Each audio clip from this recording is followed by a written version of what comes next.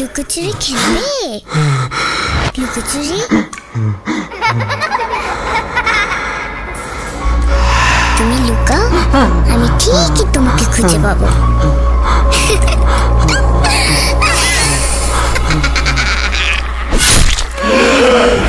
ভূত.com with Rasel. Ramzan মুবারক। আশা করছি আপনারা সবাই ভালো আছেন, ভালোর দলে আছেন। আমিও ভালো আছি, ভালোর দলে আছি।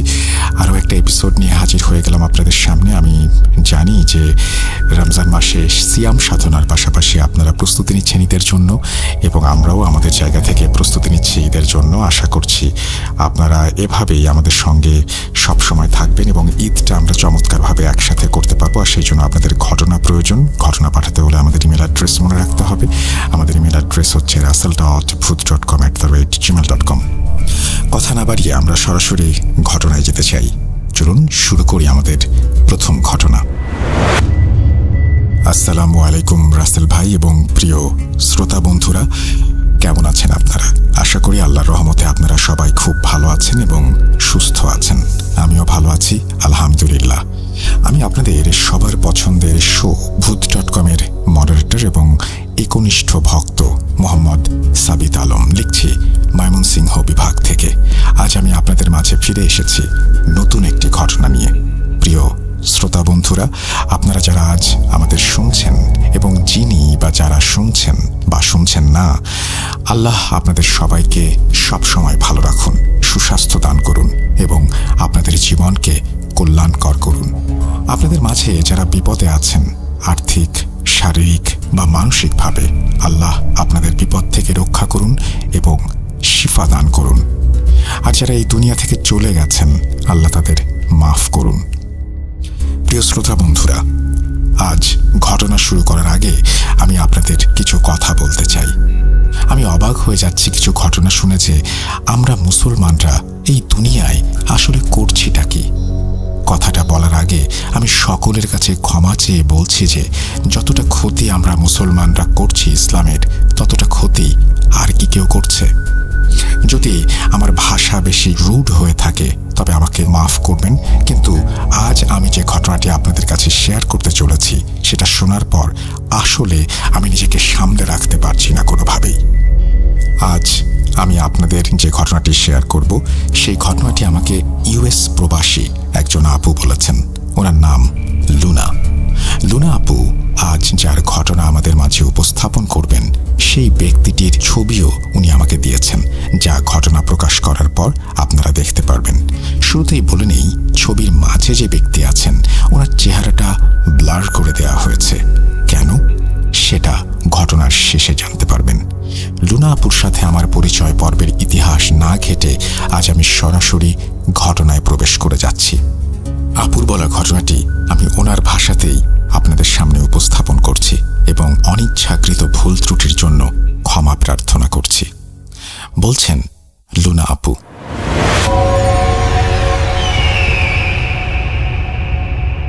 আসসালামু আলাইকুম ভূত.com-এর সকল শ্রোতা বন্ধুরা, আমার নাম লুনা। আজকে আমি যে ঘটনাটি আপনাদের সাথে শেয়ার করতে যাচ্ছি সেটি কি নিয়ে সেটা আস্তে আস্তে আপনাদের বলতে থাকবো আমি। দয়া করে ধৈর্য নিয়ে শুনতে থাকুন।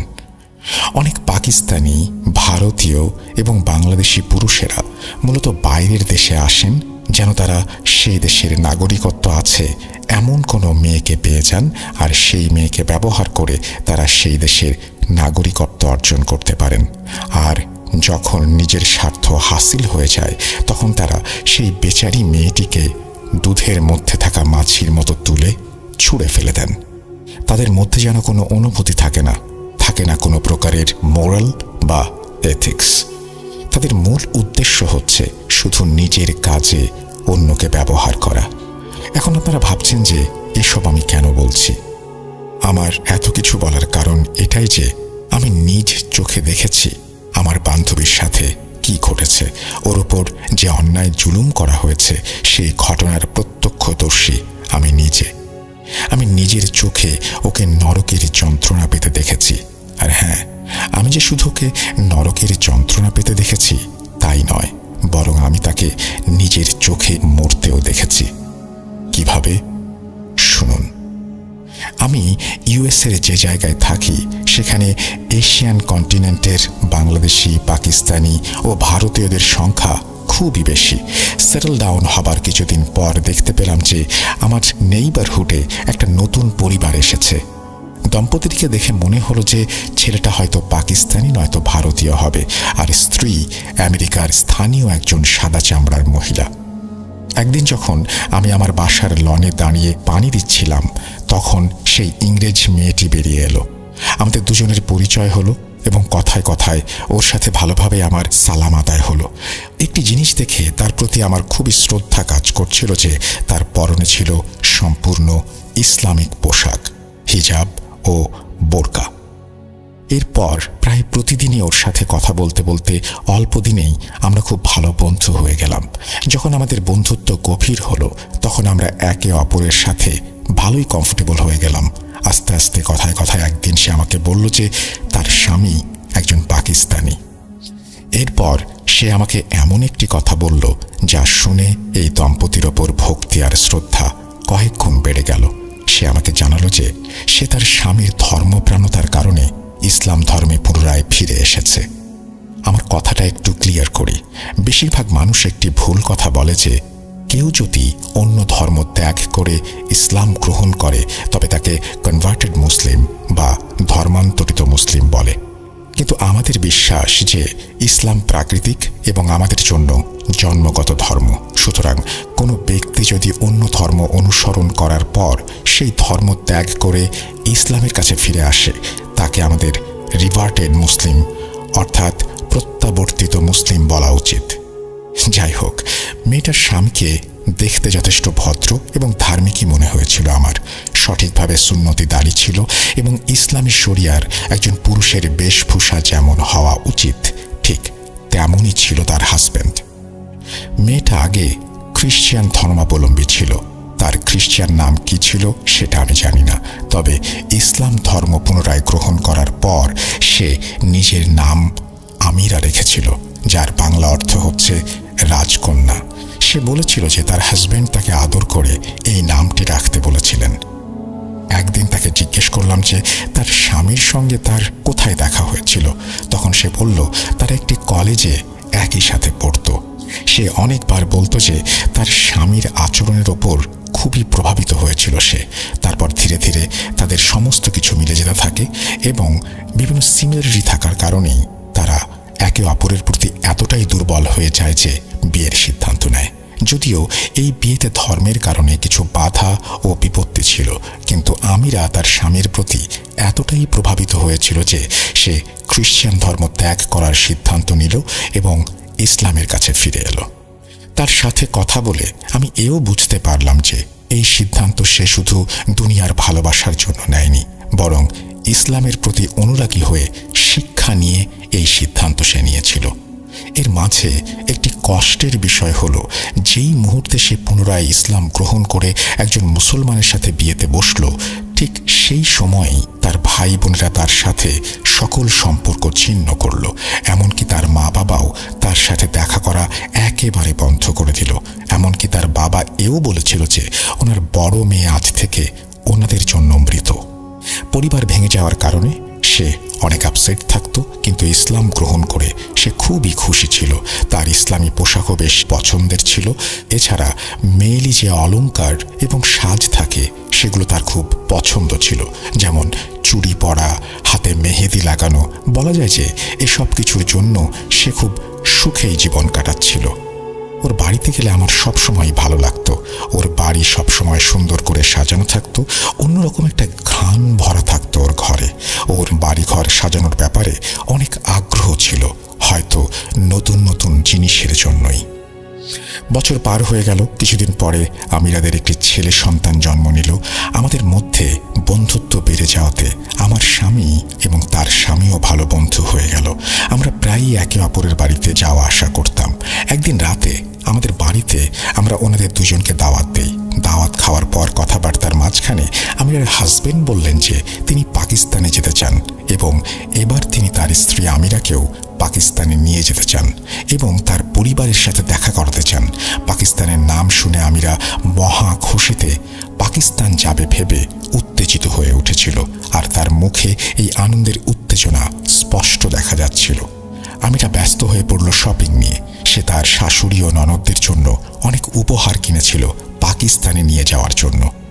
অবশেষে একদিন তারা দুজনেই পাকিস্তানের উদ্দেশ্যে রওনা হয়ে গেল।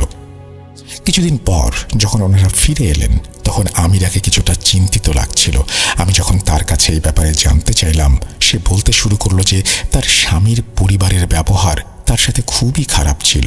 তারা প্রায় 2 সপ্তাহ পাকিস্তানে ছিল এবং আমিরা নাকি সেই 2 সপ্তাহ 3 বেলা খাবার বাইরে খেয়েছিল। এটা বলতে বলতে সে কিছুটা রাগান্বিত হয়ে পড়েছিল এই ভেবে যে পাকিস্তানে কেউ তার সাথে সোজা কোনো কথাই বলছিল না এবং নানা আত্মীয় স্বজনের কাছ থেকে তার কানে এমন উড়ো খবরও এসেছিল যে তার স্বামীর পাকিস্তানে নাকি ইতোমধ্যেই বাগদান হয়ে গিয়েছিল। কিন্তু আমিরা যখন এই বিষয়টি তার স্বামীকে জিজ্ঞাসা করল, তিনি নাকি তখন টোটাল বিষয়টি এড়িয়ে গেলেন এবং বললেন যে আরে আমাদের এখানে মেয়েরা সাধারণত জন্মের পরেই একে অপরের সাথে কথাবার্তা পাকাপোক্ত করে ফেলে, এই সমস্ত বিয়ে শাদী নিয়ে আর কি, ওসব ছেলে মানুষই, এসব বেশি কিছু নয়, ভেবো না তুমি। যাই হোক, আমিরা ইউএস ফিরে আসার পর 3বার কনসিভ করেছিল, কিন্তু 3বারই তার মিসক্যারেজ হয়ে যায়। সাধারণত 3বার সন্তান লাভের সুযোগ হারানোতে মানুষ অনেকটাই মুষড়ে পড়ে, কিন্তু সে খুবই আশাবাদী ছিল এবং বলতো যে আল্লাহ প্রতিটি কাজে কোনো না কোনোভাবে হিকমত দিয়ে থাকেন। মাঝে মাঝে আল্লাহর প্রতি তার এত দৃঢ় বিশ্বাস এবং পাকাপোক্ত ঈমান দেখে আমি মুগ্ধ হয়ে যেতাম। এভাবেই ধীরে ধীরে প্রায় 5টা বছর কেটে যায়। ইতোমধ্যে আমিরার হাজব্যান্ড গ্রিন কার্ডও পেয়েছেন। গ্রিন কার্ড পাওয়ার পরে তারা আবারও একবার পাকিস্তানে যাবার সিদ্ধান্ত নিলেন। আমাদেরকে তাদের ঘরের খেয়াল রাখতে বলে আবারও একবার তারা পাকিস্তানের উদ্দেশ্যে যাত্রা করলেন। 2 সপ্তাহ পর যখন আমিরা ফিরে এলো তখন যেন সে খুব খুশি মনেই ফিরে এসেছিল। সে বলেছিল তার শাশুড়ি আর ননদদের ব্যবহার তার সাথে যেন একেবারেই বদলে গেছে। তারা তাকে হাতের কাছে নিয়ে বসাতেন, তাকে ঘুরতে নিয়ে যেতেন, আত্মীয় স্বজনদের সাথে পরিচয় করাতেন। এমনকি আমিরা এও বলেছিল যে তার শাশুড়ি নাকি তাকে নিজের হাতে খাইয়েও দিতেন। আমি তার খুশি দেখে খুবই খুশি হচ্ছিলাম, কারণ নিজের মা বাবা আর ভাই বোনদের থেকে দূরে থাকার কারণে তার মধ্যে একটা অদ্ভুত শূন্যতা তৈরি হয়েছিল এতদিনে। আমাদের কাছে এমন মনে হচ্ছিল যে তার শাশুড়ি আর ননদদের এমন সুন্দর আচরণের ফলে তার ভেতর থেকে সেই অদ্ভুত শূন্যতাটা দূর হয়ে গেল, আলহামদুলিল্লাহ। কিন্তু কিছুদিন পর এমন কিছু ঘটনা ঘটতে শুরু করলো যা আসলে বিশ্বাস করা খুবই কঠিন ছিল এবং আমরা আসলে বুঝতেও পারছিলাম না যে কি হচ্ছে এসব। আমিরা হঠাৎ করেই অসুস্থ হয়ে পড়ল। আমি পেশায় একজন ডাক্তার হয়েও আসলে বুঝতে পারছিলাম না তার কি হয়েছে। আমিরা ওই সময়টাতে শুধু একটি কাজই করত এবং সেটা হলো সে সব সময় বিছানায় শুয়ে থাকত এবং তার চেহারায় কেমন যেন একটা অদ্ভুত ভাব বা অন্ধকার ছিল। অনেক ফর্সা ছিল সে, কিন্তু ধীরে ধীরে তার চেহারা কালো হতে শুরু করলো। একদিন আমি ওর সাথে দেখা করতে ওর বাসায় গেলাম। ঘরে ঢুকে দেখি আমিরা বিছানায় শুয়ে আছে। আমাকে দেখে সে শুয়ে শুয়েই বসতে ইশারা করলো। আমি বসতে যাব এমন সময় হঠাৎ তার শরীরে এক ভয়ানক কাঁপুনি শুরু হলো। আমিরার হাতের মুঠি যেন একদম শক্ত হয়ে গিয়েছিল, শরীর যেন অবশ হয়ে গিয়েছিল ওর। আমি বুঝতে পারলাম এটা তার এপিলেপটিক অ্যাটাক হয়েছে। আমি তাড়াতাড়ি অ্যাম্বুলেন্স ডেকে পাঠালাম এবং আমিরার স্বামীকেও ফোন করে আমিরার এই অবস্থার কথা জানিয়ে দিলাম। এরপর আমিরা প্রায় 1 সপ্তাহ হাসপাতালে ছিল, কিন্তু সব রকম পরীক্ষা করার পরও তার ভেতরে রোগের কোনো চিহ্ন পাওয়া গেল না। ডাক্তাররা বলছিলেন যে হয়তো স্ট্রেসের কারণে এরকমটা হয়েছে। 1 সপ্তাহ পরে ডাক্তাররা যখন তাদের নিশ্চয়তা পেয়ে গেলেন যে আমিরা স্বাভাবিকভাবে ফুললি ফিট, তখন ডাক্তাররা তাকে ডিসচার্জ করে দিলেন। আমিরা ডিসচার্জ হয়ে হাসপাতাল থেকে ফিরে এলো, কিন্তু এখন আসলে সবকিছুই বদলে গেছে। তার বাড়ি যেন এখন একেবারেই অগোছালো হয়ে গেছে। আর আমিরা শুধু বাড়ি নয়, বরং বাড়ির বাকি সদস্যকেও গুরুত্ব দেওয়া বন্ধ করে দিয়েছিল। তার মুখে অবসাদ এবং দুর্বলতার ছাপ স্পষ্ট হয়ে যাচ্ছিল, আর মনে হচ্ছিল কোনো এক অজানা কারণ বা অজানা ভয় তাকে আমাকে চিন্তিত করে রেখেছে। একদিন আমি তাকে জিজ্ঞাসা করলাম, আমিরা বলো তো সত্যি সত্যি কি হয়েছে তোমার? তোমার কি মা বাবার কথা মনে পড়ছে? আমিরার মা বাবা মারা গিয়েছিলেন 2017 সালে। আমার প্রশ্নের উত্তরে সে বলল, হ্যাঁ মনে পড়ছে, কিন্তু এটা তো আর এমন কিছু নয় যেটার জন্য আমি ডিপ্রেশনে চলে যাব। অনেকেরই মা বাবা মারা যায়, কেউ কি বাঁচা ছেড়ে দেয়? আসলে ঠিক করে বলতেই পারছিল না যে তার সাথে কি ঘটেছে। কিছুদিন পর সে আমাকে ফোন করে বলে, লুনা আমার বাড়িতে আসবে একটু, কতদিন আড্ডা দেই না, আসো তো। আমি আসছি বলে ফোন রেখে ওর বাড়ির দিকে রওনা দিলাম। আমি যখন তার বাড়িতে গেলাম, প্রথম যে জিনিসটি আমাকে স্বাগত জানালো সেটা ছিল একটা বোটকা দুর্গন্ধ। যে ঘর আগে সুগন্ধে ভরা থাকতো, আজ সেই ঘরের নানান জায়গায় জমে থাকা ধুলো আর ময়লা দেখা যাচ্ছিল। আমি যখন ঘরের ভেতর প্রবেশ করার পর আমিরার ঘরে গেলাম, সে বিছানায় শুয়েই আমাকে তার কাছে আসতে ইশারা করল। সে আমাকে তার কাছে বসতে বলল এবং খুব ভীতির সঙ্গে আমাকে বলল যে, লুনা দেখো, ঘুমের মাঝে অনেকদিন ধরে আমার কাছে অদ্ভুত অদ্ভুত সব স্বপ্ন আসছে। আমি তাকে জিজ্ঞাসা করলাম, কেমন স্বপ্ন? সে বলল, মনে হয় আমি স্বপ্নে এমন কাউকে দেখছি যে আসলে জীবিত নয়, মানে আমি বোধহয় মৃতদের দেখছি। আমিরা মৃতদের দেখছে? এমন কথা শুনে আমি নিজেই ভয় পেয়ে গিয়েছিলাম। নিজেকে একটু সামলে আমি ওকে বললাম, আচ্ছা তাই, একটু খোলামেলাভাবে বলো তো আমিরা, তুমি আসলে কি বোঝাতে চাচ্ছ? সে বলল, আমার আত্মীয় স্বজন যারাই মারা গেছেন তারা সবাই আমার স্বপ্নে আসে। আমার মা বাবা, আঙ্কেল আন্টি, দাদা দাদি সবাই আমার স্বপ্নে আসেন। লুনা, আমার মনে হয় যেন তারা আমাকে নিয়ে যেতে চাচ্ছেন। তারা আমার হাত ধরে ফেলেন, আমি তাদের হাত ছাড়ানোর চেষ্টা করি, কিন্তু তারা আমাকে টেনে নিয়ে যেতে চান। এই বলে সে কাঁদতে শুরু করলো। তার মুখে সব কথা শুনে আমারও ভয় লাগছিল, কিন্তু আমি আপনাদের বলতে চাই যে এই বিষয়ে আমি কি বুঝতে পারছিলাম। আমার মনে হচ্ছে যখন থেকে সে পাকিস্তান থেকে ফিরে এসেছে, ঠিক তখন থেকেই তার ওপর কিছু একটার নজর লেগেছে। পাকিস্তানে গিয়ে সে অনেকের সঙ্গে দেখা করেছে, আত্মীয়দের সঙ্গে। কে জানে তাদের মধ্যে কতজন হিংসুক হয়ে গেছেন ওর খুশি দেখে। আর এমনিতেও আমি ছোট থেকেই বড়দের কাছ থেকে নজরের কথা শুনেছি, কিন্তু জাদু টোনার বিষয়ে তখনও আমার কোনো ধারণাই ছিল না। আমি আমিরাকে সবসময় বলতাম, আমিরা আসলে তোমার উপর কারো নজর লেগেছে। এই বলে আমি তাকে নজর উতরানোর জন্য পড়াপানি করেও দিতাম মাঝে মাঝে। এক রাতে আমি আমার স্বামীকে বললাম, চলো আমিরা আর তার পরিবারকে একদিন রাতে দাওয়াত দেই, অনেকদিন হয়ে গেছে ওরা আসে না আমাদের বাসায়। আমার স্বামী বললেন, হ্যাঁ ঠিক আছে, রবিবার রাতে দাওয়াত দাও তাহলে ওনাদের। আমি সেই দিন আমি তাদের বাড়ি গিয়ে ওনাদের দাওয়াত দিয়ে এলাম। যথারীতি রবিবারে তারা আমাদের বাড়িতে এসে পৌঁছালো। তারা আসলে আমাদের প্রতিবেশী ছিলেন, আমাদের ঘরের দেয়ালগুলোও পাশাপাশি ছিল। তারা পরিবার নিয়ে এলেন ঠিকই, কিন্তু আমিরার চেহারায় একটা বড় সমস্যা ছিল। সমস্যাটা আসলে এমন ছিল যে ওর মুখে হাসি ছিল, কিন্তু মনে হচ্ছিল যেন সে জোর করে হাসছে। সে যেন তার কষ্টটা লুকানোর জন্য কঠিন চেষ্টা করছে, কিন্তু পারছে না। চা নাস্তা করার কিছুক্ষণ পর, আড্ডা দেওয়ার পর আমরা সবাই খাবারের টেবিলে চলে এলাম। যখন আমরা খাবার খেতে শুরু করলাম, তখন আমরা একটা অদ্ভুত দৃশ্য দেখলাম। আমিরা 2 হাতে খাবার খাচ্ছিল। তাকে দেখে আমার কিছুটা ভয় লাগছিল। সে যেভাবে খাচ্ছিল সেটা 2 হাতে একসাথে লোকমা বানিয়ে সেই লোকমা একসাথে খাচ্ছে। তার স্বামী তার দিকে একটু নজর দিচ্ছিলেন আর লজ্জিত বোধ করছিলেন, কিন্তু মনে হচ্ছিল যে আমিরা যেন তার নিজের মধ্যে নেই। আমাদের সামনে বসে বসে সে 3-4 জনের খাবার একা খেয়ে ফেলল।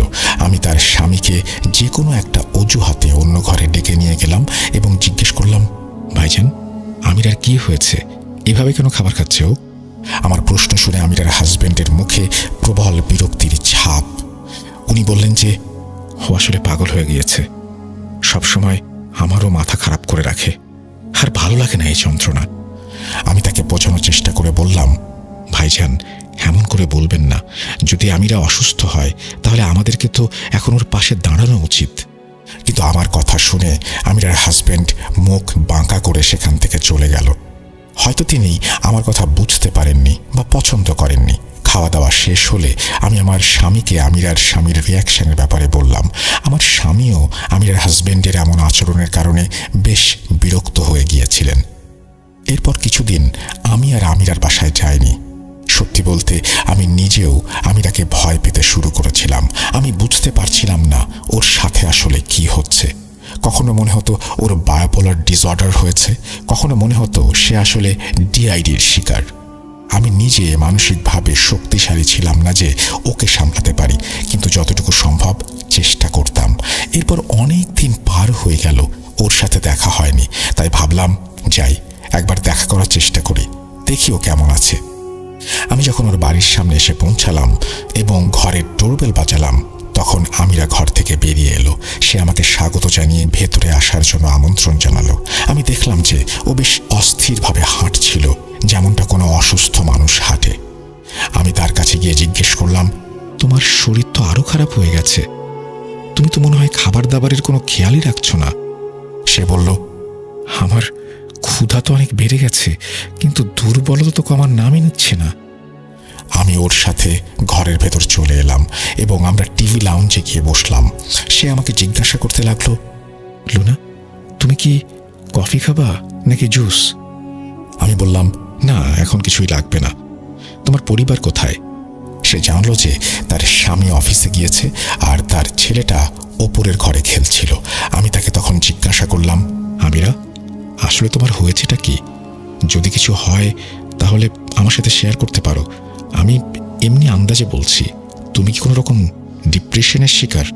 সে বলল, হ্যাঁ, আমি ডিপ্রেশনের শিকার, আর মাঝে মাঝে নিজেকে রিল্যাক্স করার জন্য আমি মেডিসিনও খাচ্ছি। আমি তাকে জিজ্ঞাসা করলাম, বলো তো, তোমার ডিপ্রেশন আসলে কিসের জন্য? কি এমন আছে যা তোমাকে দুশ্চিন্তায় ফেলে দিয়েছে? সে বলল, তোমাকে বলেছিলাম না, স্বপ্নে মৃত মানুষ আসে, তারা আমাকে জোর করে কবরের দিকে নিয়ে যেতে চায়। আর কিছুদিন ধরে তো বাড়িতে শ্যাডো দেখতে পাচ্ছি, মনে হচ্ছে কানেও কিছু শুনতে পাচ্ছি, যেমন ছায়াগুলো হয়তো কথা বলছে। আর আমার মনে হচ্ছে কোথাও হয়তো কোনো ঘন্টা বাজছে আর কেউ আমাকে ডাকছে। আমাকে সব বলতে বলতে আমিরার শরীর আবার কাঁপতে শুরু করলো আর তার মুখ থেকে ফেনা বেরোতে শুরু করলো। আমি তাড়াতাড়ি কিচেনে গিয়ে পানি নিয়ে এলাম এবং তার কাছে গিয়ে বসলাম। আমি তার পিঠে ধীরে ধীরে চাপড়ে দিচ্ছিলাম এবং ব্যাগ থেকে মোবাইল বের করতে যাচ্ছিলাম যেন অ্যাম্বুলেন্সে ফোন করতে পারি। এর মধ্যে হঠাৎ পেছন থেকে একটা অদ্ভুত আওয়াজ আমার কানে ভেসে এলো, যেন কোনো কুকুর বা বিড়াল রাগে গর্জন করছে। যখন আমি পেছন ফিরে তাকালাম, তখন দেখলাম যে আমিরার চোখ জোড়া যেন উল্টে গেছে। সে অদ্ভুত পুরুষালী ও নারী সুলভ মিশ্র কণ্ঠে বলল, তুই এখানে প্রতিদিন কেন আসিস? এর পেছনে লাগা বন্ধ কর আর এখান থেকে চলে যা। যদি তুই তোর প্রতি সত্যি সহানুভূতিশীল হয়ে থাকিস, আর না হলে আমরাও তোকে দেখে নেব। আমি অবাক হয়ে তার মুখের দিকে তাকাচ্ছিলাম আর ভাবছিলাম যে এটা কি হলো, সে কেন এত খারাপভাবে কথা বলছে আমার সাথে। আমিরার এই অবস্থা দেখে আমি রীতিমতো ভয় পেয়ে গিয়েছিলাম। তার উপর সে যেভাবে আমার সাথে কথা বলছিল তাতে আমি কিছুটা রাগান্বিত হয়ে গিয়েছিলাম। আমি তৎক্ষণাৎ ওদের বাড়ি থেকে বের হয়ে বাসায় চলে এলাম। আমি বাসায় ফিরেছি মাত্র 10 মিনিটই হয়েছিল, এমন সময় আমার বাসার ডোরবেলটা বেজে উঠল। যখন আমি দরজা খুলে বাইরে গেলাম, তখন আমি দেখলাম আমিরা আমার সামনে দাঁড়িয়ে। সে আমাকে বলল, সরি লুনা, তুমি কেন ফিরে এলে? আমি তো তোমার জন্য কফি বানাতে গিয়েছিলাম। যখন ফিরে এলাম তখন তুমি ঘরেই ছিলে না। সরি বোন, কফিটা বানাতে একটু দেরি হয়ে গিয়েছিল, কিছু মনে করো না। আমি তখন তাকে বাসার ভেতরে নিয়ে এসে একটু আগে তার করা আচরণের কথা বলে জিজ্ঞাসা করলাম যে তুমি কিভাবে আমার সাথে এরকম বাজে আচরণ করতে পারলে? আমার কথা শুনে সে হতভম্ব হয়ে গেল এবং আমার মুখের দিকে তাকিয়েছিল। সে অবাক হয়ে বলল, লুনা, আমি তোমার সাথে খারাপ আচরণ করব? তুমি আমার কি ক্ষতি করেছ? বরং এই কঠিন সময়ে তুমি তো আমার একমাত্র সঙ্গী, আমি তোমার সাথে এমন কেন করব? এই বলে সে কাঁদতে শুরু করলো আর আমি তাকে সান্ত্বনা দিয়ে সোফায় এসে বসার কথা বললাম। ভেতরে আসতে আসতে সে বলছিল যে, লুনা, আমি কিছুই বুঝতে পারছি না, আমার সাথে কি হচ্ছে, মনে হচ্ছে আমার শ্বাস আটকে যাচ্ছে। আমিরা কিভাবে কাঁদতে দেখে আমি আর নিজেকে ধরে রাখতে পারলাম না। আমিও ওর সাথে কাঁদতে শুরু করলাম এবং আমরা সেখানে বসে কতক্ষণ কাঁদলাম জানি না। তারপর সে বলতে লাগলো, লুনা, তুমি কি কখনো কালো জাদুর নাম শুনেছ? আমি বললাম, না। সে বলল, তুমি একটু গুগলে সার্চ করো, কারণ আমি যখন আমার সমস্যা নিয়ে দেখছিলাম তখন বুঝতে পারলাম যে কালো জাদুর শিকার হওয়া মানুষের মধ্যে যে উপসর্গগুলো থাকে সেগুলো আমার মাঝেও আছে। এরপর যখন আমিরা চলে গেল তখন আমি আমার মোবাইল ফোন বের করলাম আর গুগলে গিয়ে ব্ল্যাক ম্যাজিকের বিষয়ে সার্চ দিলাম। আমি যেমনটা আগেও বলেছি, আমি আজ পর্যন্ত কোনো কালো জাদুটোনার নামও শুনিনি। আমাদের ওখানে বড়রা শুধু নজরের কথাই বলতেন, কিন্তু যখন আমি কালো জাদুর সম্পর্কে পড়তে থাকলাম আমার মধ্যে ভয় বাড়তে লাগলো। পাশাপাশি আমি এটাও বুঝতে পারলাম যে আমিরার সাথে সত্যি হয়তো কোনো কালো জাদুর বিষয় আছে, কারণ তার মধ্যে যে অকারণে ডিপ্রেশন হচ্ছিল, তার 3টা সন্তানও মারা গেছে মিসক্যারেজের কারণে। এত কিছুর পরেও আল্লাহর উপরে তার বিশ্বাস অটুট ছিল, কিন্তু বিনা কারণে এমন ডিপ্রেশনের শিকার হওয়া, বাজে আচরণ করা আর শরীরে জিনের হাজির হওয়া, মৃতদের দেখা পাওয়া, মনে হয় যেন শ্বাস আটকে যাচ্ছে, বাড়িতে ছায়ার মতো অনেক কিছু দেখা যাচ্ছে, এটা তো আমার কাছে কালো জাদুর মতোই লাগলো। শরীরে জিন হাজির হওয়ার কথা কেন বললাম? আসলে বিকেলের দিকে আমিরা যেভাবে হঠাৎ করে চোখ উল্টে কথা বলছিল, সেটাকে জিনের হাজির ছাড়া আর কি বা বলবো বলুন? এসবের মাঝে আমিরার অবস্থা এতটাই খারাপ হয়ে গিয়েছিল যে সে তার মেডিসিনগুলো ড্রাগসের মতো নিতে শুরু করলো। কিন্তু তার এই কঠিন সময়েও ওর প্রতি ওর হাজবেন্ডের আচরণ খুবই খারাপ ছিল। উনি আমিরাকে তালাক দেওয়ার হুমকিও দিতেন আর সব সময় তাকে নানান ধরনের খারাপ কথা বলতেন। আমি অনেকবার তার স্বামীকে বোঝানোর চেষ্টা করেছি যে, ভাই, আপনি ওর প্রতি একটু নরম হন দয়া করে, সে তো এমনিতেই মানসিক চাপের শিকার, এর মধ্যে এরকম ব্যবহার করবেন না। আমার কথা শুনে উনি বলতেন, যদি সে নিজের ঠিক না করে তাহলে আমি তাকে তালাক দেব। আমি খুব অবাক হতাম, এই লোকটা আজ আমেরিকায় বসে আছে শুধুমাত্র আমিরার জন্য, যেই মেয়েটি তার জন্য নিজের ধর্ম পর্যন্ত পরিবর্তন করে ফেলেছিল। যখন তার স্বামীকে তার সবচেয়ে বেশি দরকার তখন সে তাকে ছেড়ে দেবার হুমকি দিচ্ছে। এরা কি মানুষ? আল্লাহই ভালো জানেন। সত্যি বলছি, যেদিন থেকে আমি কালো জাদুর ব্যাপারে পড়েছি সেদিন থেকে আমি আমিরার কাছে যেতে আরো বেশি ভয় পেতে শুরু করেছিলাম।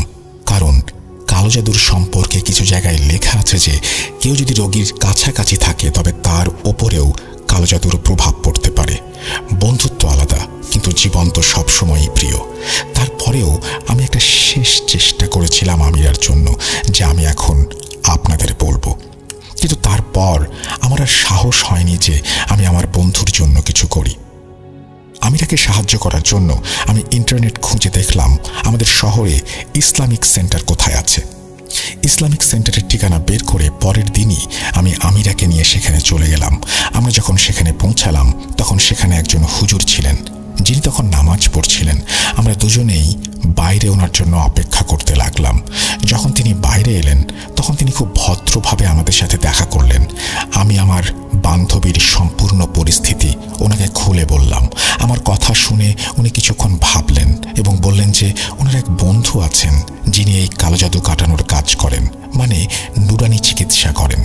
এই কথা বলে তিনি আমাকে একটি ঠিকানা দিলেন এবং বললেন যে তুমি জুম্মার দিন সন্ধ্যায় এই ঠিকানায় যাও, কারণ তিনি শুধুমাত্র জুম্মার দিন সন্ধ্যাতেই বসেন। সেদিনের 2 দিন পরই জুম্মাবার ছিল, তাই আমরা 2 দিন ধরে জুম্মাবারের জন্য অপেক্ষা করতে লাগলাম। জুম্মার সন্ধ্যায় আমরা হুজুরের দেয়া সেই ঠিকানায় চলে গেলাম। সেখানে পৌঁছে আমরা দেখলাম যে 1-2 জন রোগী বসেছিল আমাদের আগে, অর্থাৎ 3য় সিরিয়ালে আমাদের পালা। যখন আমাদের পালা এলো তখন আলেম সাহেব আমাদের ভেতরে বসিয়ে আমাদের দিকে তাকাতে লাগলেন। তিনি আমার বান্ধবীর নাম জানতে চাইলেন এবং চোখ বন্ধ করে ফেললেন। কিছুক্ষণ তিনি কিছু একটা পাঠ করলেন, তারপর চোখ খুলে আমিরার কাছে জানতে চাইলেন, তুমি পাকিস্তানে কিসের জন্য গিয়েছিলে? ওনার মুখে এই কথা শুনে আমি আর আমিরা একে অপরের দিকে তাকাতে লাগলাম। এই অচেনা মানুষটা কিভাবে জানলো যে আমিরা পাকিস্তান গিয়েছিল? আমিরা বলল, হুজুর, আমার শ্বশুর বাড়ি পাকিস্তানে, ওখানেই গিয়েছিলাম। আলেম সাহেব চোখ বন্ধ করলেন। তারপর কিছুক্ষণ আয়াত পড়ার পর উনি আবারও চোখ খুললেন। আমিরাকে বলতে লাগলেন, মা, তুমি তো অনেক কিছু খেয়ে ফেলেছ, ভালো। আমি তো মনে করেছিলাম তুমি শুধু এটা বলছো যে তোমার ক্ষুধা বেড়ে গেছে। আমি আলেম সাহেবকে বললাম, আপনি একদম ঠিক বলেছেন, ওর ক্ষুধা সত্যিই বেড়ে গেছে, তবে সে ওটা বুঝতে পারে না। সে একাই 4-5 জনের খাবার খায়। কিন্তু আশ্চর্যের বিষয় এটাই যে এত খাবার খাবার পরেও সে শুকিয়ে যাচ্ছে। তখন আলেম সাহেব আমার দিকে তাকিয়ে বললেন, আমি ওর ক্ষুধার কথা বলছি না, আমি ওই বাজে ও নাপাক জিনিসগুলোর কথা বলছি যেগুলো সে পাকিস্তান থেকে খেয়ে এসেছে। ওনার কথা শুনে আমরা দুজনেই হতবাক। আমরা ওনার দিকে এমনভাবে তাকিয়েছিলাম যেন ওনাকে জিজ্ঞাসা করছে যে, হুজুর, আপনি আসলে কি বলতে চান? উনি কিছু সময় নিয়ে বললেন যে, তুমি যখন প্রথমবার পাকিস্তানে গিয়েছিলে তখন তোমার উপর হালকা পাতলা কালো জাদু করা হয়, যে কারণে শুধু তোমার 3টা সন্তান মারা যায়। কিন্তু সেই সময় তুমি বেঁচে গিয়েছিলে কারণ তুমি তোমার শ্বশুর বাড়িতে কিছুই খাওনি। কিন্তু এবার যিনি জাদু করেছেন তিনি নিজ হাতে তোমাকে খাইয়েছেন, এবং এত বেশি খাইয়েছেন যে সেটা তোমার রক্তে মিশে গেছে। তোমার উপর নজরদারি করার জন্যই তোমার উপর একটি জিনও চালান দেওয়া হয়েছে, যা এই মুহূর্তে তোমার বাইরে বের হওয়ার জন্য অপেক্ষা করছে। এসব শুনে হুজুরকে জিজ্ঞাসা করেছিলাম যে এর কোনো চিকিৎসা আছে কিনা। তিনি বললেন, তোমাদের আসতে দেরি হয়ে গেছে। ওনার কথা শুনে আমি একটু রেগে গিয়েছিলাম এবং ওনাকে বললাম, আপনি যদি চিকিৎসা নাও করেন, তাও যদি সম্ভব হয় অন্তত একটু আশ্বাস তো দিন। হুজুর সাহেব আমিরাকে বললেন, আম্মাজান, আপনি একটু বাইরে গিয়ে বসুন। যখন আমিরা বাইরে চলে গেল তখন তিনি আমাকে বললেন, আপনার বন্ধুটি আর মাত্র 1.5 সপ্তাহের মেহমান। যে জাদু ওর ওপর করা হয়েছে সেটা ওনার ওপর পুরোপুরি প্রভাব ফেলেছে ইতোমধ্যে। এখন এর প্রতিকার করা অসম্ভব। কিন্তু আম্মাজান, আপনার জন্য আমার একটি পরামর্শ আছে যে আপনার বান্ধবীর এই শেষ দিনগুলোতে আপনি ওনার কাছ থেকে একটু দূরে থাকুন, কারণ জাদুর প্রভাব একজনের ওপর থেকে অন্যজনের ওপরেও চলে যেতে পারে। এত কাছের বান্ধবীর ব্যাপারে এমন কঠিন সত্য কথা শুনতে কেমন কষ্ট হয়েছিল সেটা আমি সেদিন বুঝেছিলাম।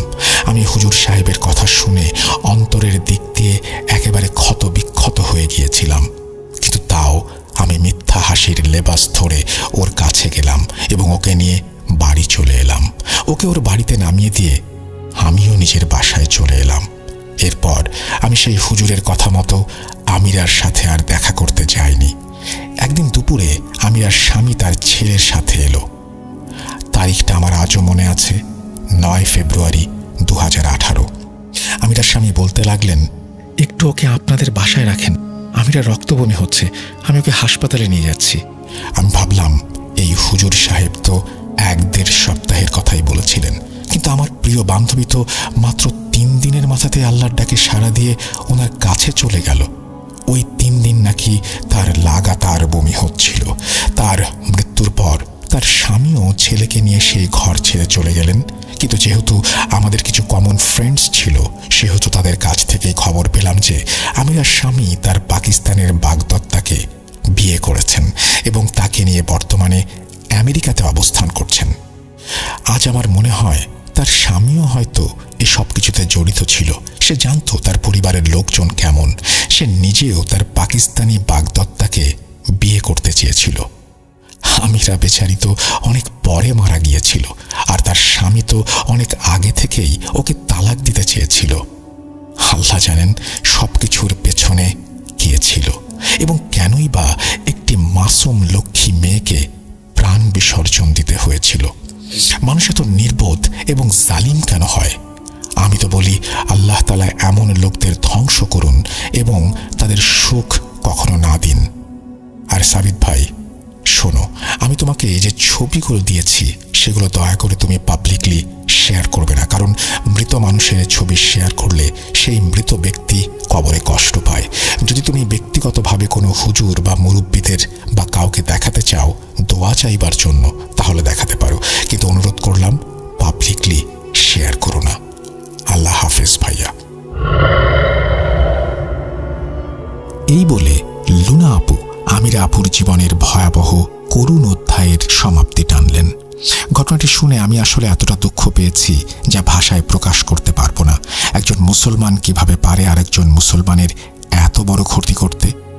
আমি আমিরা আপুর ছবিগুলো দেখেছি, সেখানে ওনার মধ্যকার সরলতা আর সত্যতা আমি কিছুটা হলেও বুঝতে পেরেছি। আমি নিশ্চিত যে কিয়ামতের দিনে যে আমিরা আপুর সাথে এই জঘন্য অন্যায় করেছে সে আল্লাহর হাত থেকে রেহাই পাবে না। প্রিয় লিসেনার্স, এই ছিল আপনাদের জন্য কালেক্ট করা আমার আজকের ঘটনা। আপনারা যদি কেউ আমিরা আপুর জন্য দোয়া করতে চান তবে দয়া করে করবেন। লুনা আপুর অনুরোধে আমি আমিরা আপুর ছবি পাবলিকলি শেয়ার করছি না, তবে কেউ যদি দেখে ওনার জন্য দোয়া করতে চান আমি শেয়ার করতে পারবো। আপুর চেহারা ব্লার করা থাকবে। আজকের ঘটনাটি আপনাদের ভালো লেগে থাকলে আমি আপনাদের প্রতি কৃতজ্ঞ, আর যদি ভালো লেগে না থাকে তবে আমি আপনাদের নিকট ক্ষমা প্রার্থী। ধন্যবাদ জানাই রাসেল ভাইকে কষ্ট করে ঘটনাটি পড়বার জন্য, আর আপনাদেরকেও ধন্যবাদ জানাই কষ্ট করে ধৈর্য নিয়ে শোনার জন্য। কথা হবে আবারও নতুন কোনো সপ্তাহে নতুন কোনো ঘটনা নিয়ে। ততদিন পর্যন্ত ভালো থাকুন, সুস্থ থাকুন। পরিশেষে ভূত.com-কে জন্মদিনের শুভেচ্ছা জানিয়ে আমি সাবিত ফ্রম ময়মনসিং বিদায় নিচ্ছি। আল্লাহ হাফিজ। এই বলে সাবিত তার ঘটনা শেষ করেছেন। আপনারা যারা শুনলেন আপনারাও বুঝলেন হয়তো যে কালজাদু কতটা ভয়ঙ্কর হতে পারে এবং এই কালজাদুর প্রভাবে কত কিছু হয়ে যেতে পারে, কত কিছু ধ্বংস হয়ে যেতে পারে, কত সম্পর্ক ধ্বংস হয়ে যেতে পারে, কত মানুষের জীবন বিপন্ন হতে পারে। এরপরেও এই জাদু চলছে এবং বিভিন্ন মানুষ এর সাথে লিপ্ত হচ্ছেন। আমরা রেগুলার ঘটনা পাচ্ছি। যে আপনারা যদি ভেবে দেখেন যে লাস্ট কয়েকটা এপিসোডে আমরা কতগুলো কালজাদুর ঘটনা পেয়েছি, তাহলে বুঝতে পারবেন পৃথিবী জুড়ে, পৃথিবীর বিভিন্ন জায়গায় এই ঘটনা ঘটেই চলেছে এবং এটা চলমান একটি প্রক্রিয়া যা অব্যাহত আছে। আপনাদের সবাইকে ধন্যবাদ জানাই ধৈর্য ধরে এই লম্বা ঘটনাটি শোনার জন্য। আশা করছি আপনারাও আমাদের ঘটনা পাঠাবেন। সামনে ঈদ উল ফিতর এবং ঈদ উল ফিতরের জন্য আমাদের স্পেশাল কিছু এপিসোডের পরিকল্পনা রয়েছে, সেই জন্য আপনাদের ঘটনা চাই। আমরা প্ল্যান করছি সেই এপিসোডগুলোকে সফল করার জন্য। আপনারা দয়া করে আমাদের ঘটনা পাঠিয়ে দেবেন। আমাদের ইমেল অ্যাড্রেস হচ্ছে russell.booth.com@gmail.com। আপনারা অবশ্যই আমাদের ইউটিউব চ্যানেলটি সাবস্ক্রাইব করে আমাদেরকে সাপোর্ট করবেন এবং এইটার মাধ্যমে আরও একটা জিনিস আপনাদের হবে, সেটা হচ্ছে আপনারা কোনো নোটিফিকেশনই আর মিস করবেন না। আমরা চলে যাব আমাদের পরবর্তী ঘটনায়।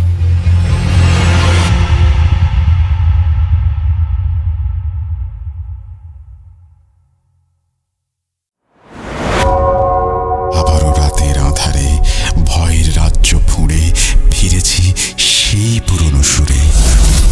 বিশ্বাস করা বা না করা আপনার ব্যাপার, but the old music comes alive. Booth.com. The fear returns with Russell. Welcome back. আপনাদের সবাইকে স্বাগত জানাচ্ছি আমি রাসেল। আশা করছি আপনারা সবাই ভালো আছেন এবং ভালোর দলে আছেন। আমিও ভালো আছি, ভালোর দলে আছি। কথা না বাড়িয়ে আমরা সরাসরি চলে যাব একটি অডিও ক্লিপে। আপনারা দেখছেন যে কয়েক সপ্তাহ জুড়েই আমরা চেষ্টা করছি ভালো কিছু অডিও ক্লিপ আপনাদের সামনে উপস্থাপন করার এবং আপনারাও প্রশংসা করছেন, প্রশংসা পাচ্ছি, আর সেই জন্যই উৎসাহিত হচ্ছি। আশা করছি আমাদের আজকের ঘটনাটিও আপনাদের ভালো লাগবে। চলুন কথা না বাড়িয়ে সরাসরি ঘটনায় যাওয়া যাক।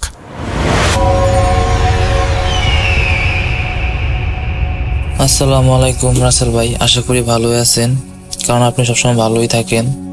আল্লাহর রহমতে আমিও ভালো আছি। আজকে যে ঘটনাটা বলবো, মূলত প্রথমে বলে নেই, স্টুডিওতে এসে গল্প বলাটা বা ঘটনাটা বলাটা আমার পক্ষে সম্ভব না, তাই আমি ভয়েস করে পাঠালাম। শব্দ বা কথায় ভুলভ্রান্তি হলে ক্ষমা দৃষ্টিতে দেখবেন। ঘটনার শুরুতেই বলে নেই, আমার নাম নাদিম আল হাসান, নরসিংদীতে থাকি, কিন্তু ঘটনাটা ঘটেছে আমার গ্রামে। আমার গ্রামের বাড়ি কিশোরগঞ্জ জেলা অষ্টগ্রাম থানা আব্দুল্লাহপুর গ্রামে। ঘটনাটা ঘটেছে আমার নিজের এবং আমার ভাইয়ের সাথে, দুজন ছিলাম। তো আমার ওই সময়টা ছিল 2015 সাল। আমি ক্লাস 10-এ পড়তাম। তো আমাদের গ্রাম মানে হাওড়া অঞ্চল কিরকম মোটামুটি সবাই জানেন যে বর্ষাকাল আসলে এটা মানে এক গ্রাম থেকে অন্য গ্রাম বা গ্রাম থেকে বাজার থেকে চলাচল করতে হলে চলাচলের একমাত্র মাধ্যমই থাকে নৌকা। তো আমরা ফ্রেন্ড সার্কেল মিলে সবসময় আমরা একটা প্ল্যান করছিলাম যে একটা ক্লাব খুলবো। তো আমাদের যেরকম ক্লাব খোলার পরে আমরা মোটামুটি মাসখানেক চলে গেছে, পরে আমরা একটা পার্টির আয়োজন করছি, কি যে আজকে সবাই আমরা অনেকদিন হলো তো ক্লাব খুললাম, আজকে একটা পার্টি আয়োজন করি। তো যেরকম কথা ওরকম কাজ, আমরা মোরগ টোরগ নিয়ে সবাই নিজেরা রান্না বান্না করে খাওয়া দাওয়া করলাম। তো আমাদের যে নৌকা চালক ফেরি যে নৌকা চালায় কামাল ভাই, তো কামাল ভাই সবসময় মনে করেন যে রাসেল ভাই 9টা পর্যন্ত সর্বোচ্চ চালায়, এরপর আর নৌকা চালায় না। তো ওই দিন আমরা বলে রাখছিলাম যে ভাই আজকে তো আমাদের একটা পার্টি আছে বা আমাদের একটা খাওয়া দাওয়ার আয়োজন আছে, আপনি একটু দয়া করে 10টা পর্যন্ত থাকেন। তো আমাদের কথা হোক কামাল ভাই রাজি হইলো। তো আমরা খাওয়া দাওয়া শেষ করিয়া আমি আমার ভাই রাকিব মানে ফেরিঘাটের মধ্যে আইসা উপস্থিত হইলাম, আইসা দেখি নাই। তো আমার ভাই রাকিবের একটু মনটা খারাপ হয়েছে যে কামাল ভাইরা বলে রাখলাম, তাও উনি চলে গেল, বুঝলাম না বিষয়টা। তো পরে বসে আছি, মানে পূর্ণিমার রাত, একদম সব দেখা যাচ্ছে ক্লিয়ারলি, যে প্রকার ডাক। আমরা দুজন একটু বসে আড্ডা দিতেছি, কথা বলতেছি, যাতে মানে দুজনের মানে সময়টা যাতে বোরিং ফিল হয়ে না কাটে। তো দেন একটু পরে দেখতেছি যে আমাদের দিকে আসতেছে একটা নৌকা। আমি আর আমার ভাই বলছি, এত রাতে নৌকা আসতেছে, কে এটা, ডাক দিস না, আমাদেরকে পার করে দেখ। তো পরে দেখি কামাল ভাই আসতেছে। তো আমার ভাইয়ের মনটা খুশি হয়েছে, কামাল ভাই কথাটা রাখছে, বলছি যে বুঝছে যে আমরা পার্টি করবো, আসতেছে। তো আয়সা ঘাটে যেই মাত্র নৌকাটা ভিড়াইলো ওই মাত্র আমার ভাই বলতেছে, বুঝলাম না ভাই, কোন সময় ধরে বসে আছি, কই তুমি? কামাল ভাই কোনো সরা শব্দ দিল না। তো আমরা ভাবছি সম্ভবত মন টন খারাপ। তো নৌকায় উঠলাম, নৌকা চালাচ্ছে, মোটামুটি অনেকক্ষণ নৌকা চালানোর পর আমরা দুজন কথা বলতেছি, উনি কোন রেসপন্স বা কোন কথাই বললো না। তো আমার আর আমার ভাইয়ের একটু মনে মনে সন্দেহ হচ্ছে যে সবসময় তো কামাল ভাই মজার ফানি কথা বলে, আজকে কিছু বলতেছে না। পরে আমার ভাই হঠাৎ করে বললো যে কামাল ভাই কিছু হয়েছে নাকি, বলো, বাবার সাথে হইলে বলো, কথা বলতেছে না, মন খারাপ নাকি? তো কামাল ভাইও কিছু বললো না। তো দেন তারপর আরো কিছু বললাম যে কি হইলো ভাইয়ের, মানে দূরের থেকে একটু, মানে কাছে না। তো ভাইয়ের মানে যে গামছা বা তোয়ালে ব্যবহার করতো ওটা দিয়ে মুখটা ঢাকা ছিল, তো কিছু বললো না। তো আমি আর আমার ফ্রেন্ড সার্কেল ভাবলাম মনে সম্ভবত কামাল ভাইয়ে কিছু বলবো না, কি করার। তারপর আমি আবার বলতেছি যে কামাল ভাই কি হইলো, কিছু বলো। তো তারপর যখন কথা বললো না, একটু শব্দ হচ্ছে, ঘর ঘর ঘর এরকম শব্দ হচ্ছে ওনার কাছ থেকে। তো আমি আর আমার বন্ধু রাকিব একটু টেনশনে পড়ে গেলাম, মানে একটু ভয় পাইতেছি, আচমকা একটা ভয়ের ভিতরে ঢুকে গেল, কি এরকম যে কি হইলো, কামাল বাসেন কথা বলতেছে না। তো আমার কানের কাছে এসে বলতেছে ফিস ফিসে যে থাক, কিছু বলিস না, আল্লাহ কর, কোনো মতে আমাদেরকে নামাই দিলেই হইলো। তো কামাল ভাই যে জায়গার মধ্যে বসছিল, প্রথমে তো বললাম পূর্ণিমার রাত, মানে একদম সব ক্লিয়ারলি দেখা যাচ্ছে। তো ওনার জায়গাটা যেন কেন যেন মনে হচ্ছে যে মানে আচমকা একটু কালো একটা মানে ধোয়ার মতো হয়ে যাচ্ছে, অন্ধকার হয়ে যাচ্ছে জায়গাটা। সব জায়গায় দেখতেছি ক্লিয়ার আছে, এই জায়গাটা যেন অন্ধকার হয়ে যাচ্ছে একটু অন্যরকম। তো আস্তে আস্তে দেখলাম মানে আস্তে আস্তে অন্ধকার হয়ে একটা মানে অবয়বের মতো হয়ে গেল। তো আমরা মাসাল ভাই, বিশেষ করে আমি আমার ভাই বা ফ্রেন্ড সার্কেল ফ্রেন্ডই বলেন রাকিব, আমরা দুজনের মধ্যে কেউ বুঝতে ছিলাম এরকম কিছু দেখবো। তো আমি ভয়ে পড়া শেষ, আমি আমার রাকিব ভাইরে বলতেছি ভাই দেখ কি হইলো এটা। তো ও বলতেছে আমি দেখতেছি, চুপ থাক, মনে মনে সুরা টুরা যাই পারস বলতে থাক। তো পরে আপনার রাসেল ভাই আস্তে আস্তে হাওয়ার মধ্যে যখন আমি ও সুরা মোরা পড়লাম, হাওয়া মিশা গেল যেরকম। তো আমি আর ও ভাবলাম যাক আল্লাহ একটা আমাদেরকে বাঁচাইলো, কোনো মতে বাড়ি যাইতে পারলে হয়েছে, আর কোনো দিন এত রাত করবো না। তো ও নাকি বইটাটা নিজে চালাইতেছে, চেষ্টা করতেছে যে আল্লাহ করে যে কোনো মতে বাড়ি যেতে পারলে হইলো। তো যখন চালাচ্ছে তো মোটামুটি স্থির গতিতে চালাচ্ছে, নতুন তো আমরা তো ওদের মতো পারি না, বুঝেনই তো। তো হঠাৎ করে মনে হচ্ছে যেন নৌকাটা চাইতেছে না, মানে ও দাঁড় ঠিকই বাইতেছে বইটা দিয়ে, কিন্তু নৌকা যাইতেছে না। তো ও আমার বলতেছে ভাই মনে হইতেছে কে জানি, ও আমার যেটা বললো ভাই মনে হইতেছে না কে জানে ও যে দাঁড়াচ্ছে, ওর যে বইটাটা মানে পানির নিচ থেকে ধরে রাখছে, ছাড়তেছে না। তো এরকম আল্লাহ আল্লাহ করতেছি আমি, আরো সুরা মোরা পরে কোন রকম এই মানে পুরা নদীর মধ্যে আমাদের নৌকাটা ছিল, মানে আমি আরো কি ভয়ে যে কি পরিমাণ অবস্থা খারাপ হয়েছিল, আমার শরীরে ঘাম বের হয়ে যাচ্ছিল ভাই। তাও ও অনেক কষ্ট করে আল্লাহর রহমতে শেষ পর্যায়ে আমাদের নৌকাটা ঘাটে যায় ভিড়লো। তো আমি আরো ভাবতেছি যাই হয়েছি সোজা বাড়ি চলে যাবো, আর কোনো যাতে না হয়। ও একটু বলে রাখা ভালো, একটু সাহসী ছিল আমার ফ্রেন্ড রাকিব। তো আমরা নামার পর আমরা ভাবছিলাম যাই হয়েছে শেষ, আর কিছু হইব না, বাড়ি চলে যাবো। কিন্তু ভাগ্য আর ছাড়লো কই রাসেল ভাই। আমরা যখন হাঁটতেছি আমাদের বাড়ি যাওয়ার মাঝ পথে একটা বাড়ি পড়ে, আমেরিকা বাড়ি। মোটামুটি সবাই জানে বাড়িটা তেমন ভালো না, একটু খারাপ কিছু থাকে। তো ওর আমি হাঁটতেছি, বাড়ি যাওয়ার আর মনে হয় সম্ভবত 5 মিনিট লাগবে বাড়ি যাইতে, এরকম সময়। তো হঠাৎ করে দেখতেছি আমি আর ও যে একটা সাদা শাড়ি পরা একটা মেয়ে আমেরিকা বাড়ির দিকে হাঁটতেছে, মানে বাড়ির ভিতরে। আমেরিকা বাড়ি বলতে গেলে ভাই এটার বাড়ি আমেরিকা বলা হয় কারণ এই বাড়ির সবাই আমেরিকা চলে গেছে, এই বাড়ি পরিত্যক্ত ভাবে পড়ে থাকে, মানে এখানে কেউ থাকে না, পরেই থাকে মানে 12 মাস। তো আমি আর ওইটা দেখা প্রথম বেশি ভয় পাইছি, ভাবছি এত রাত্রে 11টা-12টা বাজে, মোবাইল দেখার সময় ছিল না ভাই, বেশ সত্যি কথা বলতে।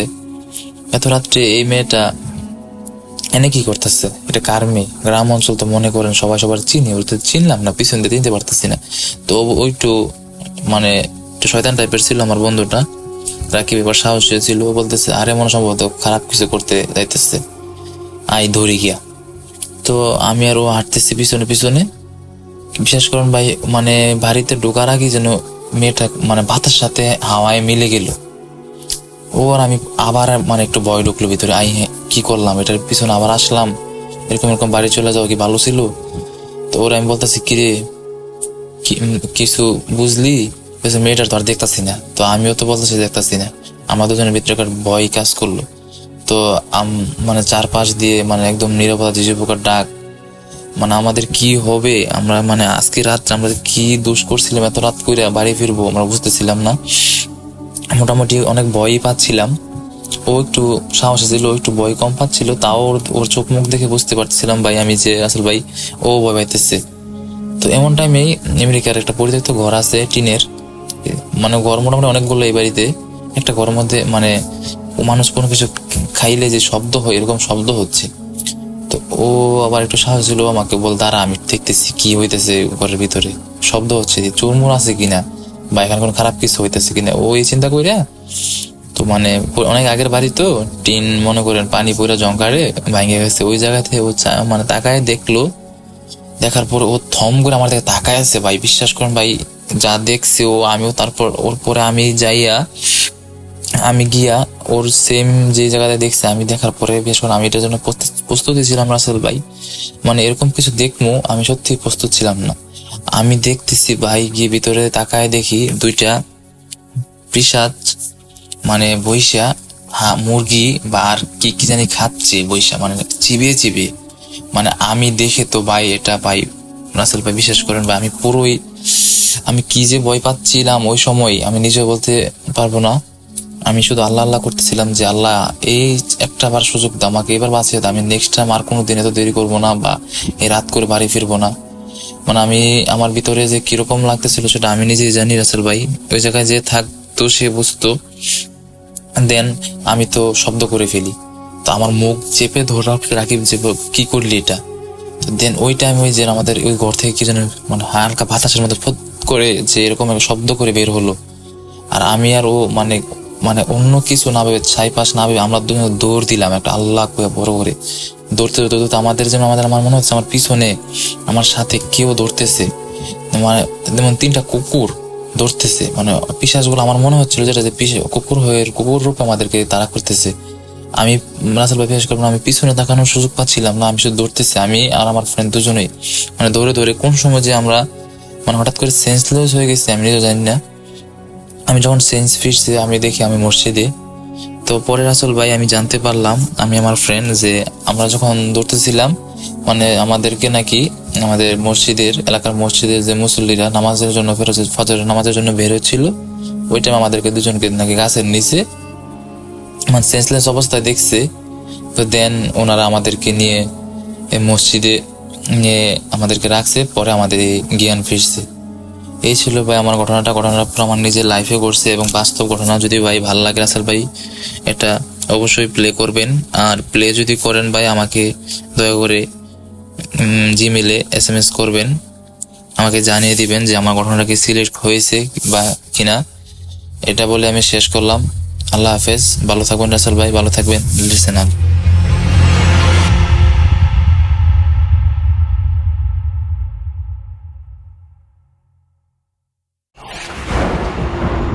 লুকোচুরি খেলবে? লুকোচুরি You will never be alone.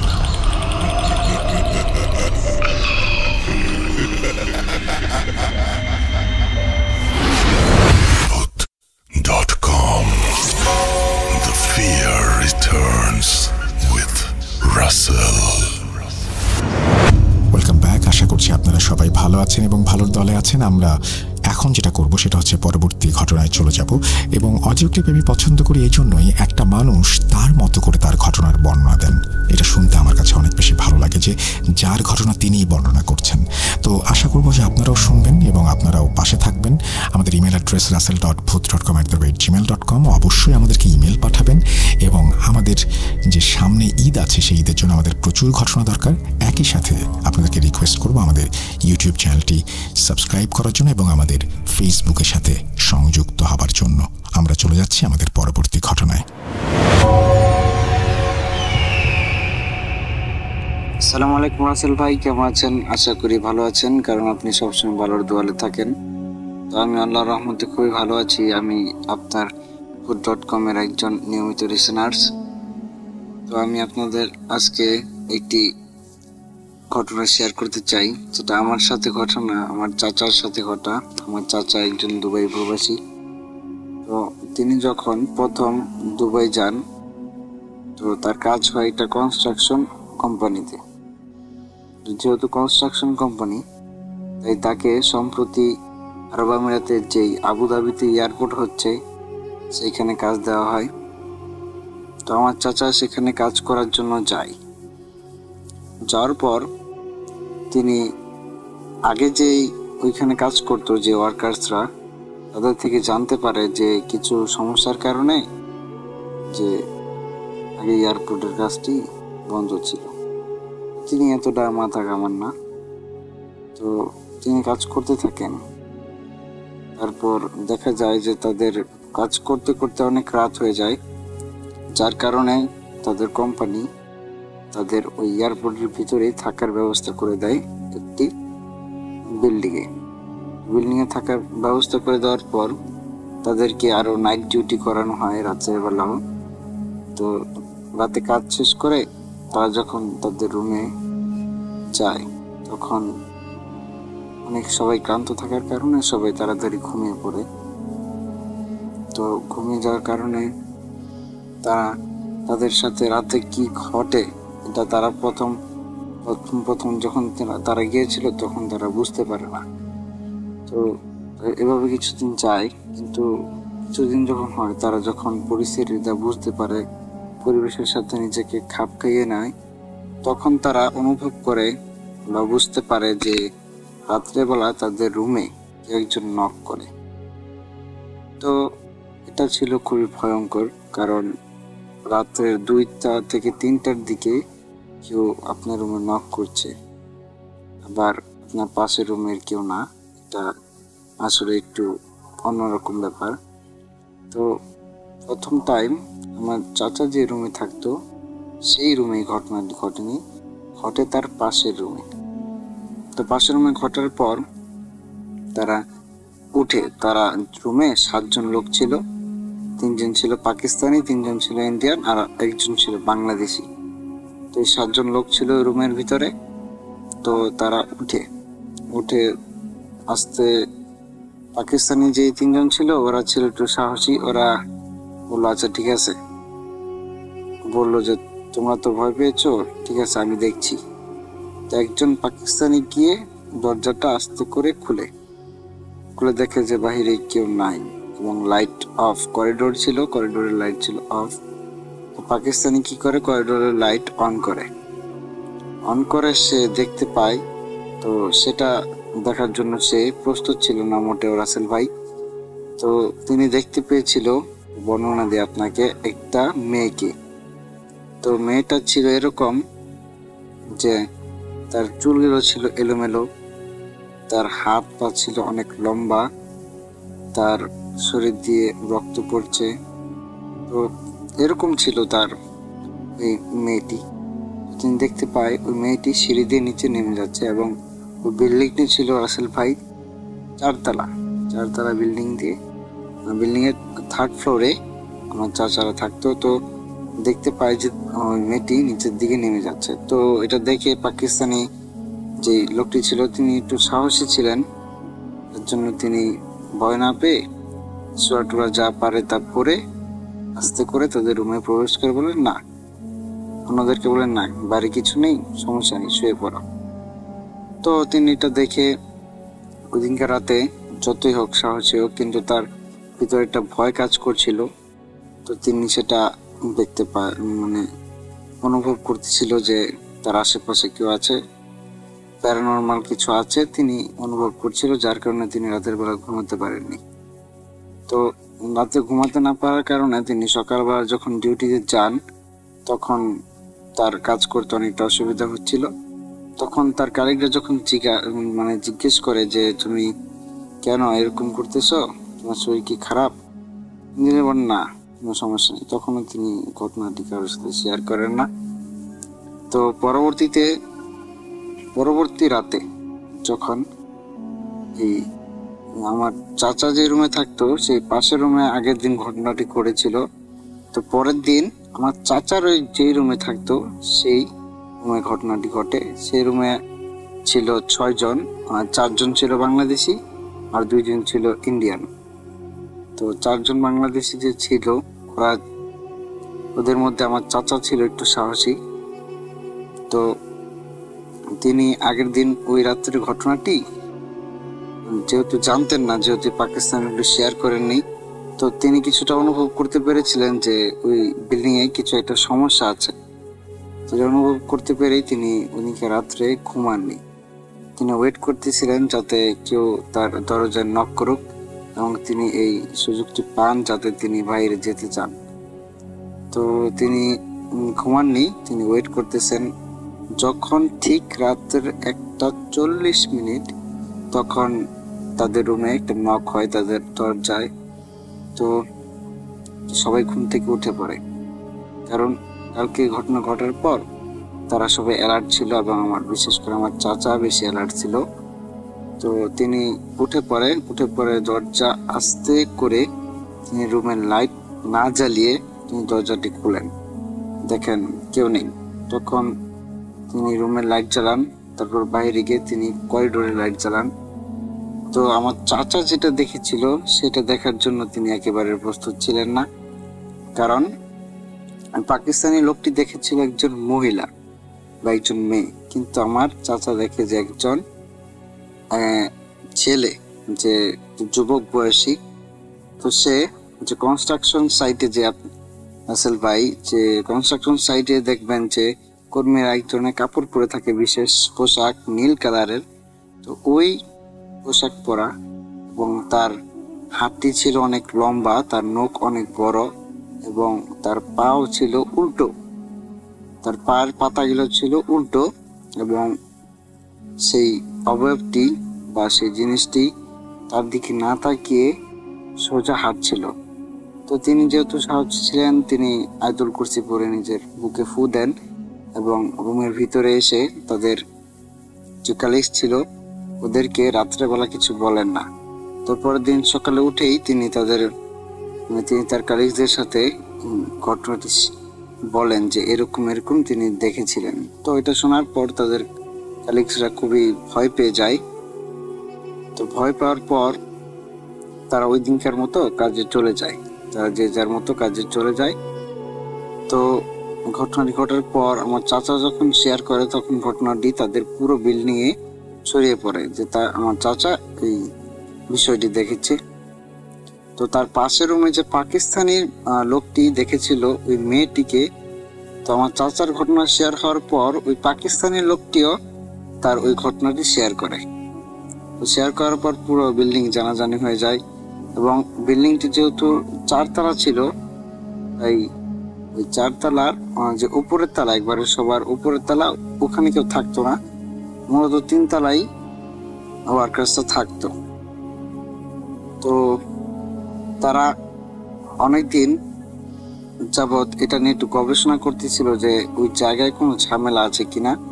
তখন যে ওই জায়গায় যে ওই এয়ারপোর্টে যে পুরাতন ওয়ার্কার ছিল তারা জানায় যে এই বিল্ডিংটা যে জায়গার উপর তৈরি করা হয়েছে সেই জায়গায় নাকি গণকবর। তো গণকবর কেন দেওয়া হয়েছিল এটা জানার জন্য তারা আবার একটু আগ্রহী হয়, একটু কৌতূহলী হয়। তখন তারা কি করে, তারা এটার জন্য জানার জন্য অনেক ইচ্ছা প্রকাশ করে, যার জন্য তারা একটু গবেষণা করে এটা নিয়ে। তখন তারা জানতে পারে যে পূর্বে যেই কারণে কাজটি বন্ধ হয়ে গিয়েছিল সেই কারণটা হচ্ছে যে এখানে নাকি বোমা মারা হয়েছিল। তো বোমা মারার কারণে মানে বোমা বিস্ফোরণের কারণে অনেক মানুষ নাকি এই জায়গায় মারা যায়, প্রায় 300 থেকে 400 মানুষ নাকি এখানে মারা যায়। তারপর তাদের লাশ দেশে না পাঠিয়ে বিনা গোসলে বা বিনা জানাজায় ওই বিল্ডিংটা যেখানে তৈরি সেই জায়গায় পুঁতে দেওয়া হয় তাদেরকে, এবং উপর দিয়ে মাটি চাপা দিয়ে দেওয়া এবং রোলার দিয়ে ওই জায়গাটা সমান করে দেওয়া হয়। তো কিছু বছর পর, প্রায় 7 থেকে 8 বছর পর ওই জায়গায় ওই বিল্ডিংটা তৈরি করা হয় ওয়ার্কার্সদের থাকার জন্য। তো তারা এই যা জানার পর একটু ভীত সন্তুষ্ট হয়, কারণ তারা যখন জানে যে এখানে এত মানুষের কবর, তাদেরকে এভাবে দাফন করা হয়েছে, এটা শুনে তারা একটু ভয় পায়। তো মোটামুটি বিল্ডিং এ প্রায় 50 থেকে 60টা রুম ছিল এবং মোটামুটি ওই বিল্ডিং এ প্রায় 250 থেকে 300-র মতো লোক থাকতো। তো 300-র মতো লোক থেকে প্রায় 50 থেকে 60 জনের মতো লোকটি এই বিষয়টা জেনে ফেলে যে ওই জায়গার ঘটনা। তো উপরের ছাদটা যেহেতু খালি ছিল রাসেল ভাই, তো ওই জায়গায় ভয়ে কেউ যেত না। যেহেতু পুরো বিল্ডিং এর মানুষ এই ঘটনাটি সম্পর্কে অবগত না যে এখানে একটি গণকবর রয়েছে, তো সেই কারণে কিছু প্রবাসীরা রাত্রের বেলা ছাদে যায়। তো একজন যখন ছাদের উপরে যায়, তার নাম ছিল জলিল এবং তিনি বাংলাদেশে ছিলেন, তার বাড়ি ছিল বাংলাদেশের সুনামগঞ্জে।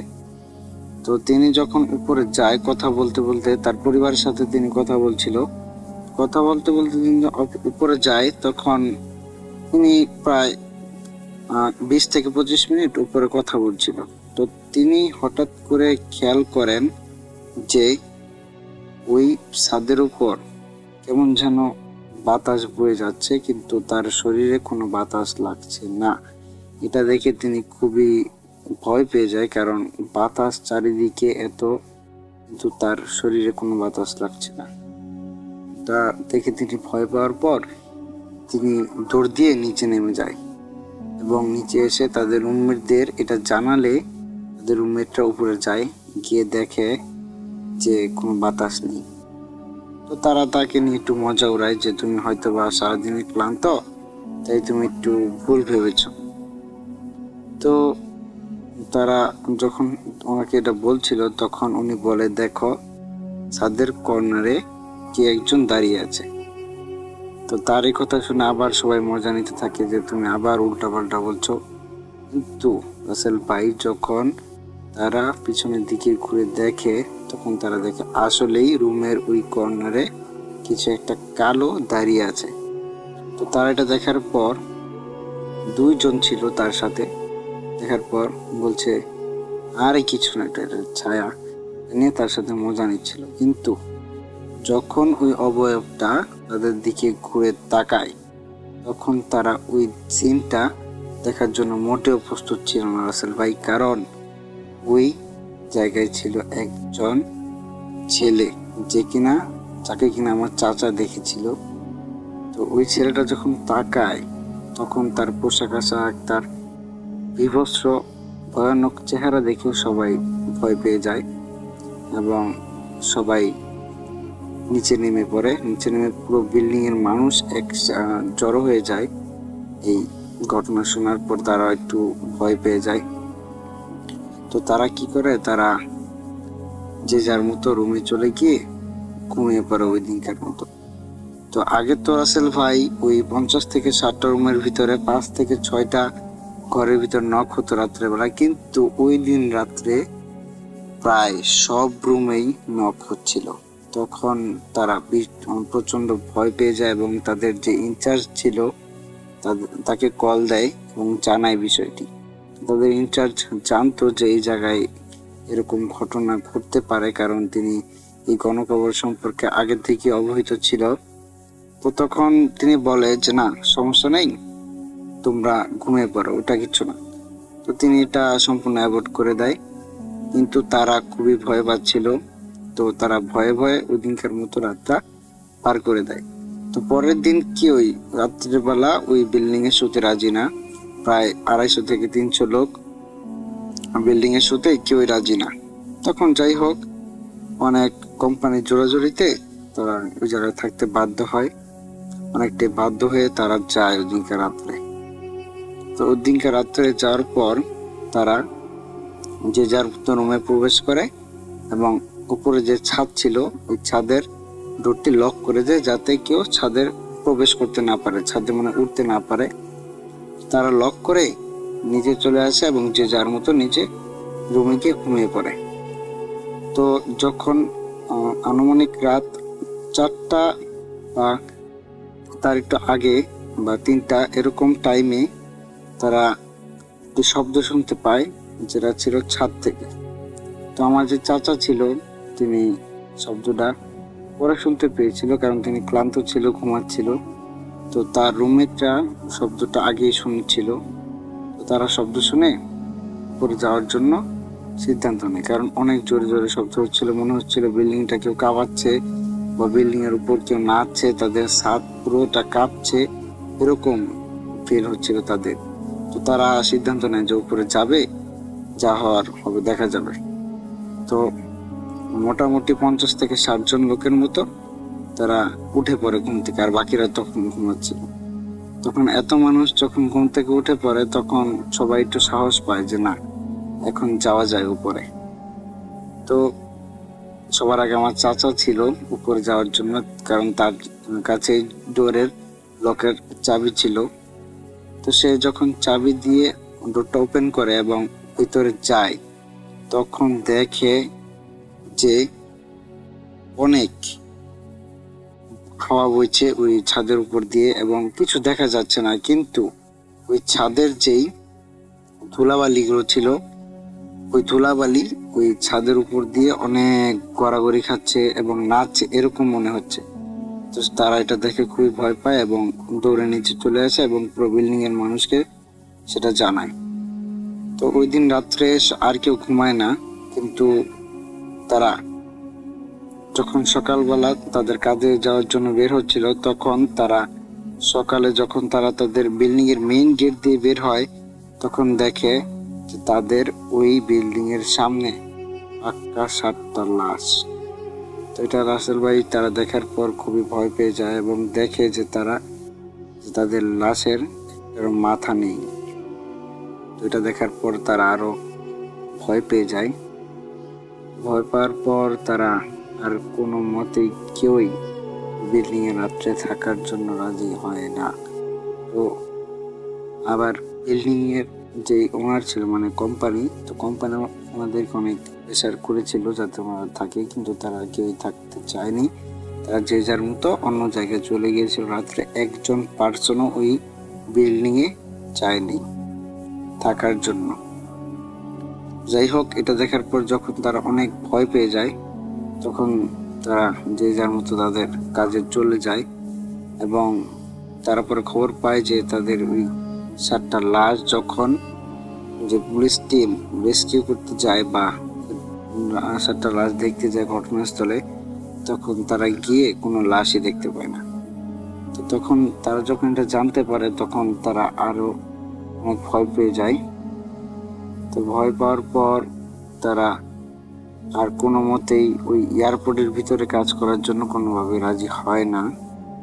তো না হওয়ার কারণে তাদের কোম্পানি তাদেরকে অনেক প্রেসার ক্রিয়েট করে, যাতে, কারণ কোম্পানিও তাদের ভিসা দিয়ে বাংলাদেশ থেকে দুবাইতে নিয়েছে, তাদের তো কোম্পানিরও তো একটু খরচ আছে।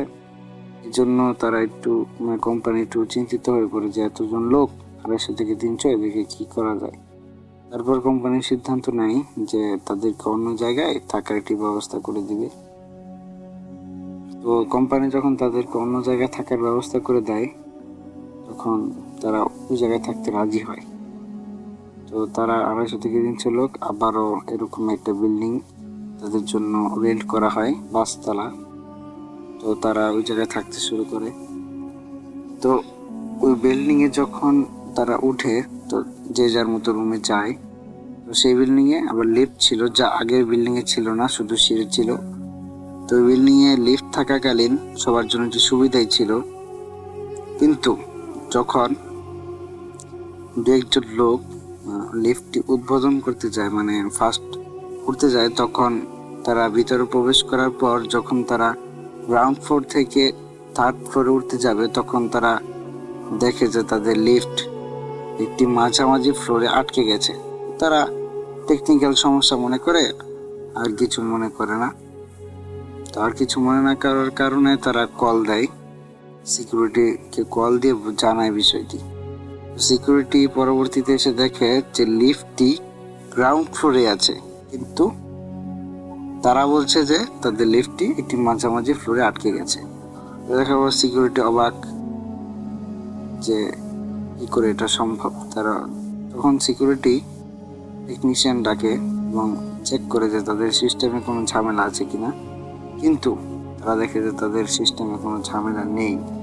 তখন পরবর্তীতে ওই লিফটে ফোন দেওয়া হলে তখন ওই লিফটের যে 2 জন ছিল তারা ফোনটা উঠিয়ে বলে যে তারা নাকি একবারে 5 তলায় উঠে গেছে, কিন্তু লিফটটা ওই সময় 3 তলায় ছিল। তো এটা দেখে সিকিউরিটি তাদেরকে বলে না যে লিফটটি নিচ গ্রাউন্ড ফ্লোরে আছে, কিন্তু তারা 5 তলায় উঠে গেছে, কারণ বললে তারা অনেক ভয় পেত। 5 তলায় ওঠার পর তারা সিঁড়ি দিয়ে আবার নিচে নেমে আসে। নিচে নেমে আসার পর তারা দেখে যে তাদের লিফটটি গ্রাউন্ড ফ্লোরে আছে, কিন্তু তারা 5 তলায় গিয়েছে। এটা কিভাবে তারা বিশ্বাস করতে চায় না। প্রথম 2 থেকে 3 জন যে লিফটের ভিতর ছিল তারা বিশ্বাস করতে চায় না। তো এরকম ভাবে আর কেউ লিফটের ভিতর উঠতে চায় না, কিন্তু একজন না জেনেই তো লিফটের ভিতর উঠে পড়ে এবং পরে তাকে আর খুঁজে পাওয়া যায় না। তার বাড়ি ছিল বাংলাদেশের কুষ্টিয়া জেলায় কোনো একটা জায়গায়, সেটা আমি জানি না। তো তাকে আর খুঁজে পাওয়া যায় না। তো যখন পুরো বিল্ডিং এর মানুষ জানে তখন তারা হতভম্ব হয়ে যায় যে মানুষ আবার কিভাবে গায়েব হয়ে যায় লিফটের ভিতর থেকে। তখন তারা অনেক ভয় পায় এবং তারা ওই বিল্ডিংটি ছাড়তে বাধ্য হয়, কারণ একটা মানুষ জলজন্ত গায়েব। তখন তারা তাদের পাশের একটি মসজিদের ইমাম সাহেবের কাছে যায়। তো তারা ইমাম সাহেবটি ছিল আবার ইন্ডিয়ান, যার কারণে তারা হিন্দিতে কথা বলতে পারছিল এবং বুঝাতে পারছিল ওই ইমাম সাহেবকে। ইমাম সাহেবকে তারা জানায় যে এরকম। তখন ইমাম সাহেব বলে আচ্ছা ঠিক আছে, সমস্যা নেই, একটা কাজ করেন, আপনারা উনি কিছু জিনিসের কথা বলেছিল, তো বলেছিল ওই জিনিসগুলো ওনাকে দিয়ে আসতে। তো ওনারা ওই জিনিসগুলো ওনাকে দিয়ে আসে এবং বলে যে আপনারা 2-3 জন কাজ করবেন, আমার কাছে সন্ধ্যাবেলা আসবেন। তো 2-3 জন যখন সন্ধ্যাবেলা আমার কাছে যায় তখন উনি জানায় যে ওই বিল্ডিংটা সম্পর্কে, যে ওই বিল্ডিং এ প্রায় 600 থেকে 700টি জিন থাকতো, যে বিল্ডিং এ তারা আগে থাকতো। আর তারা নাকি তাদের যে 250-300 লোক মানুষ যখন ওই বিল্ডিং এ থাকতো তাদের নাকি ডিস্টার্ব করেছে, যার কারণে জিনেরা খুবই ক্ষিপ্ত। আর এই কারণবশতই তারা যখন নতুন বিল্ডিং এ উঠে তখন তাদের ওই একজন লোককে গায়েব করে দেয়। তো তারা জানায় যে ওই একজন লোককে তারা মেরে ফেলেছে এবং কোন একটা জায়গায় তার লাশ ফেলে দিয়েছে। ইমাম সাহেব এটা জানানোর পর ওই 2-3 জন লোক অনেক হতভম্ব হয়ে যায়। তো যখন তারা বাড়িতে মানে তাদের বিল্ডিং আসে, নতুন বিল্ডিং এ সবাইকে জানানোর পর আমার চাচা পুরো হতভম্ব হয়ে যায়, এটা কিভাবে সম্ভব। তারপর অনেক কষ্ট করার পরও তিনি নিজেকে সামলিয়ে নেয়। তখন পরের দিন ঘটে আর এক আজব ঘটনা। তারা দেখে কি, সকালবেলা ঘুম থেকে উঠে যে তাদের রুমের সামনে একটি করে বক্স। তো এটা দেখে তারা খুবই ভয় পেয়ে যায় যে বক্স আবার কেন। তারা ভয়ে ভয়ে বক্সটি খুলে এবং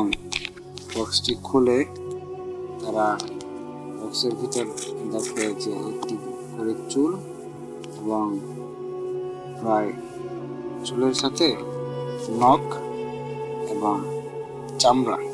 তারা এটা দেখে ভয় পেয়ে যায় এবং তারা একটি বক্স ইমাম সাহেবের কাছে আবার নিয়ে যায়। তো বক্স নিয়ে যাওয়ার পর ইমাম সাহেব দেখে বলেন যে এটা যে মানুষকে গায়েব করা হয়েছিল তো সেটা ওই মানুষেরই সৃষ্ট অংশ দিয়ে গেছে এখন।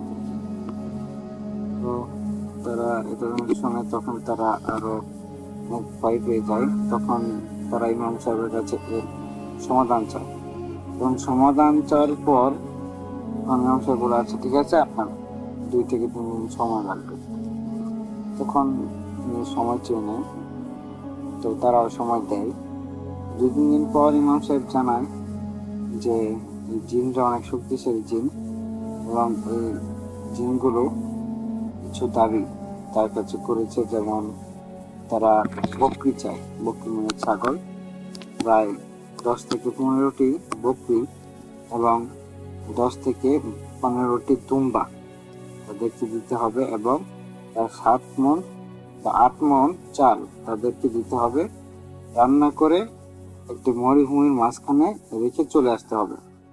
এটা শোনার পর তারা চিন্তা করেছে তারা বিল্ডিং অনেক মানুষ আছে, তারা যদি টাকা দেয় তাহলে এটা সম্ভব, যেহেতু তাদের উপর এরকম একটি বিপদ যাচ্ছে। তো তারা কিছু সাতপাস না ভেবেই টাকা তুলে জিনিসগুলো আয়োজন করে এবং তাদের গুজবের কথা মতো মরুভূমিতে রান্না করে ওখানে রেখে চলে গেছে। এবং ওই রান্নার সময় একটা নিয়ম ছিল যে কেউ রান্না কেমন হয়েছে স্বাদ চেখে দেখতে পারবে না, যদি চেখে দেখে তাহলে সেটা এটো হয়ে যাবে এবং তারা নাকি জিনরা নাকি ওটা আর নেবে না, গ্রহণ করবে না। এটা একটা নিয়ম ছিল রান্নার। তো যখন তারা দেখে এসে পড়ে তখন প্রায় 7 থেকে 8 ঘন্টা পর তারা যখন যায় গিয়ে দেখে যে পাতিল খালি, তো তারা খালি পাতিলটাই আবার নিয়ে আসে। তো জিনেরা যখন এই ভোগটা গ্রহণ করে পরবর্তীতে তারা জানায় যে তারা তাদের সাথে আর কিছু করবে না। তো পরবর্তীতে আর কোনো কিছু ঘটেনি, কিন্তু ওই যে একজন মানুষ গায়েব হয়ে গিয়েছিল তাকে তারপরে খুঁজে পাওয়া যায়নি, তার লাশও খুঁজে পাওয়া যায়নি। তার বাংলাদেশের যে বাড়ি কুষ্টিয়া জেলায় তাদের পরিবারের লোকজন এখনো জানে যে তাদের যে রয়েছে রয়েছে তার তিনি একজন কনস্ট্রাকশন কাজ করতে গিয়ে তিনি বিল্ডিং থেকে পড়ে মারা গেছেন এবং কিছু সমস্যার কারণে তার লাশটা দেশে পাঠানো যাচ্ছে। আজও পর্যন্ত তার পরিবারের লোকেরা এটি জেনেই আছে, তারা এখনো সত্যিটা জানে না। যদি সত্যিটা জানে তাহলে অবশ্যই সে খুব ভয় পাবে। এই ছিল রাসেল ভাই আমার ঘটনা। খুব ভালো লাগে তাহলে অবশ্যই শেয়ার করবেন লিসেনারদের সাথে। ভালো থাকবেন। আসসালামু আলাইকুম।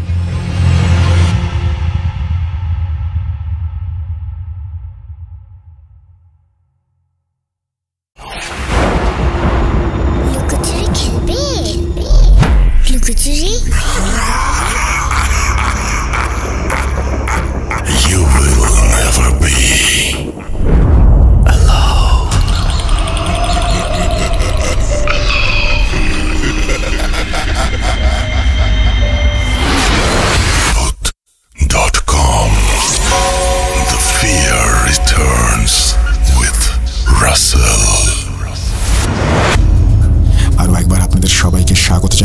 রাসেল, আশা করছি আপনারা সবাই ভালো আছেন এবং ভালোর দলে আছেন। আমিও ভালো আছি, ভালোর দলে আছি। কোনো কথা না বাড়িয়ে আমি সরাসরি চলে যাচ্ছি আমাদের তৃতীয় ঘটনায়।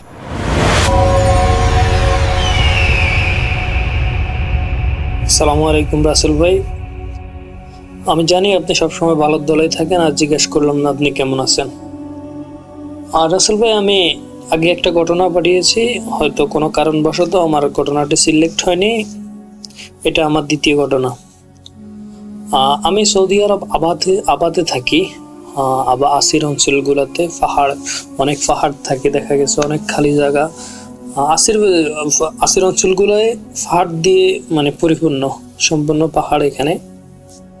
তো রাসেল ভাই, আমার আজকের ঘটনাটা হচ্ছে যে আপনার মসজিদ কেন্দ্রিক আর কি। আমি যেখানে থাকি আর কি, ওইখানের পাশে একটা মসজিদ আছে।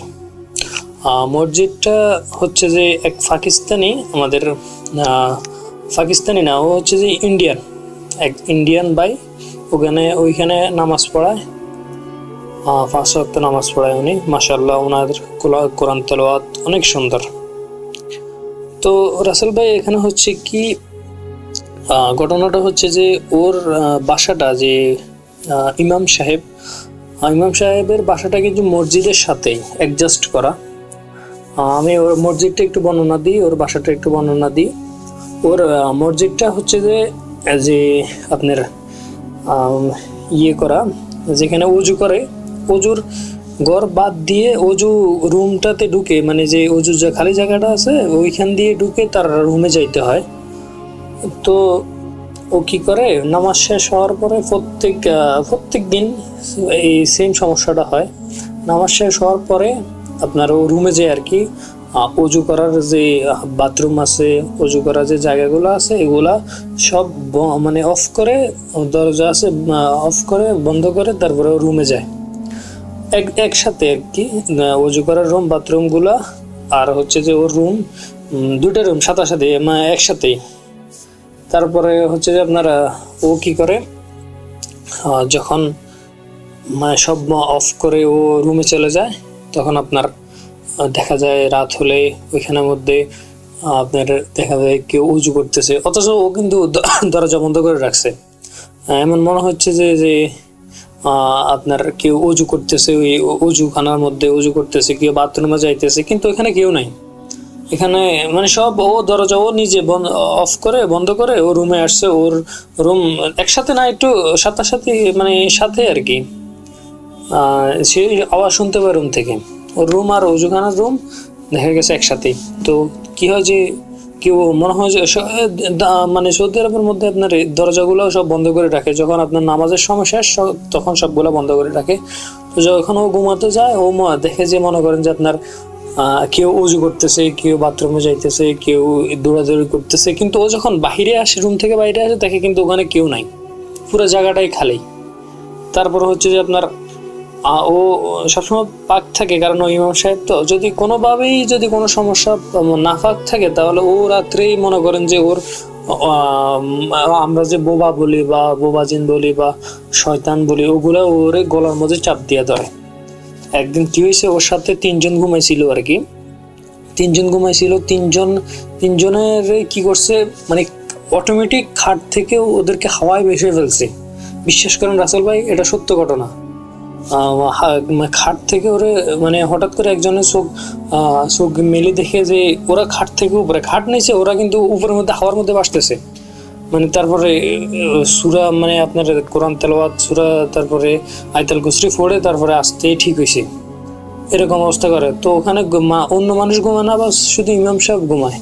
তো ইমাম সাহেবের যদি কোনোভাবে নাফাক থাকে, তাহলে ওর অনেক ঝামেলা করে। এই জিন বলেন, যাই বলেন, আমরা কিন্তু অনেকে বিশ্বাস করতে চাই না, কিন্তু এটা কিন্তু সত্য ঘটনা রাসেল ভাই। তো কি হয়, ওখানে সব পাহাড়ের মাঝখানের মধ্যে আপনি যদি দেখতে মন চায়, তাহলে আমি কয়টা ছবি পাঠাবো। পাহাড়ের মাঝখানে মসজিদটা, তো অনেক সমস্যা করে আর কি। তো আমি রাসেল ভাই চাই যে আপনি ঘটনাটা আমার লিসেনারদের আপনি শুনান, আপনার যে boot.com যে লিসেনাররা আছে তাদেরকে আপনি শুনান আপনার নিজের কণ্ঠে, কারণ আপনার কণ্ঠটা আমার কাছে অনেক ভালো লাগে। আপনার কণ্ঠের কারণে, আপনার কথা বলার স্টাইলটার কারণে, সৌন্দর্যের কারণে আমি কিন্তু boot.com-টা শুনি। আর যাবত আমি দেখা গেছে যে অনেকদিন যাবত আপনার boot.com, আগে বুথ FM শুনতাম, এখন boot.com শুনতেছি। প্রত্যেক রাত এমন হয় যে আমি না ঘুমাইলে, না শুনলে মনে হয় যে ঘুম আসে না। প্রত্যেক রাতে আপনার আমি boot.com আমি শুনি।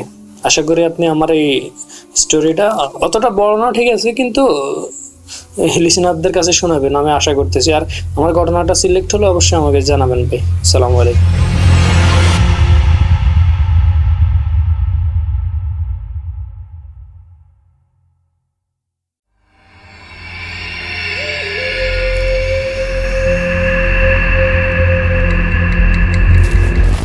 Booth.com with Russell.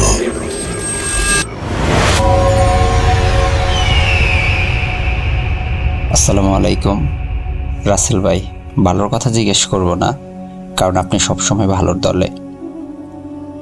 যাই হোক, বেশি কথা বলবো না, মূল কথা আসা যাক। আরেকটা কথা বলে রাখি, যদি আমার এই গল্পটা যদি ভালো লাগে তাহলে অবশ্যই আপনি আপনার ফ্রেন্ড ফলোয়ারের মাঝে এটা শেয়ার করবেন। যাই হোক, আমার পরিচয়, আমার নাম মাইন, জেলা নোয়াখালী, সোনাইমুড়ি থানা। আমি বর্তমানে একজন প্রবাসী, বেশ কিছুদিন আগের কথা। যাই হোক, মূল কথা আসা যাক। আমার বাবাকে নিয়ে 2007 সালের ঘটনা। আমার বয়স তখন 7 কিংবা 8 বছর হবে। একটা কথা বলে রাখি, আমার পরিবারে আমরা কেউ ভূত পেট জাদুটনা এগুলো বিশ্বাস করি না রাসেল ভাই। আমার বাবা ছোট একটা চাকরি করত। আমাদের বাড়ি থেকে হেঁটে গেলে 10 থেকে 15 মিনিট লাগে চাকরিতে যেতে। আসলে অনেক আগের কথা রাসেল ভাই, তাই মাস সময় এই কথা মনে নেই আমার। যাই হোক, মূল কথায় আসা যাক। বাবা একদিন চাকরি থেকে আসতে রাত 12টা বেজে গেছে। বলে রাখি, আমাদের বাজারে বেশ পুরাতন একটা হিন্দুদের শ্মশান আছে। সেইকালে হিন্দু কেউ মারা গেলে সেখানে পোড়ানো হতো। যাই হোক, মূল কথা আসা যাক। রাত 12টার সময় বাবা যখন বাসায় আসতেছে, কেউ একজন বাবার পিছু পিছু আসতেছে মনে হয়। যাই হোক, আমার বাবা খুবই সাহসী ছিল। বাবার মনে হচ্ছে পিছনে সব গাছ গাছালি বাতাস এই মনে হয় মুহূর্তের মধ্যে বাবাকে উড়িয়ে নিয়ে যাবে। আমার বাবা এক মুহূর্তের জন্য পিছনে তাকায় নেই। বাবা যখন বাসায় আসলো, বাবা আমার মাকে সব খুলে বলল। মা এগুলো বিশ্বাস করে নাই। যাই হোক রাসেল ভাই, আমি আগেই বলে রাখছি যে আমাদের পরিবারে কেউ জাদুটোনা বা কালো জাদু এগুলো, কেউ ভূত পেতে এগুলো কেউ বিশ্বাস করে না। যাই হোক, আমার মাকে বলার পরে আমার মা এগুলো বিশ্বাস করে নাই। যাই হোক, বাবা রাতে খেয়ে ঘুমিয়ে পড়লো। রাত যখন 2:45 কিংবা 50 হবে, বাবার ঘুম ভেঙে যায়। হঠাৎ করে বাবার ঘুম ভেঙে যায়। আর একটা কথা বলে রাখি, আমাদের যে বাথরুম ওইটা আমাদের বাসায় ছিল না, আমাদের বাসা থেকে একটু দূরে ছিল, হেঁটে যেতে আপনার 2 মিনিট লাগে। তাই আমাদের টয়লেটটা কিন্তু বাইরে ছিল। তখন বাবা বাইরে বের হলো টয়লেটে যাওয়ার জন্য। হঠাৎ করে আমাদের বাড়ির কবরস্থানের পাশাপাশি কেউ একজন বলে উঠল, বাবুল। আর একটা কথা বলে রাখি, আমার বাবার নাম হচ্ছে শামসুল আলম বাবুল। তখন বাবুল বলে কেউ ডেকে উঠল, বলতেছে, বাবুল এইদিকে আসো। 2 বার ডাকলো। তাড়াহুড়া করে বাবা ওই জায়গায় গেল। যাবার পরে বাবা বলল, কে ও ভাই? কই আপনি? আমাকে ডাকলেন, আপনি এখন কই? তখন বাবা কারো সারা শব্দ না পেয়ে বাবা কিছুক্ষণ দাঁড়িয়ে থাকলো ওইখানে। কারোর সারা শব্দ না পেয়ে বাবার শরীর কেমন জানি ভারী হয়ে উঠল। এই প্রথম বাবা ভয় পেল আমার মনে হয়। তখন রুমে বাবা তৎক্ষণাৎ বাবা রুমে চলে আসলো। আসার পরে মাকে সব খুলে বলল। মা এইগুলো বিশ্বাস করে নাই। যাই হোক, সেই রাতে আর তেমন কিছু হয়নি। সকালে বাবা কাজে গেল। কাজে যাওয়ার পর বাবার শরীর ভালো লাগছে না। বাবা আজ দুপুরে চলে আসলো, কিন্তু আসার সময় আমাদের বাড়ির পেছনে মাথা ঘুরে পড়ে গেল। এই শুরু হলো আমাদের জীবনে কাল রাত রাসেল ভাই। বাবা ধীরে ধীরে অসুস্থ হয়ে পড়ে। অনেক ডাক্তার দেখানো হলো, কিন্তু কোনো ডাক্তার ধরতে পারে নাই। কোনো রোগ ধরতে পারে নাই। এইভাবে চলতে থাকে প্রায় 6 থেকে 7 মাস রাসেল ভাই। এই কয়েক মাসের ভিতরে বাবা দিন রাত কার সাথে কথা বলে, হাসাহাসি করে, কান্না করে, এই সবগুলো কিন্তু আমার মায়ের সামনে। তারপরও আমার মা জাদুটোনা এগুলো বিশ্বাস করে না। বাবার মৃত্যুর কয়েকদিন আগে আমরা এক হুজুরের কাছে গেলাম। তখন হুজুর কিছু একটা জিনকে হাজির করে তখন কিছু কথা জিজ্ঞেস করলো বা আমরা বললাম। পরে রাসেল ভাই সেই জিনে বলল নাকি যে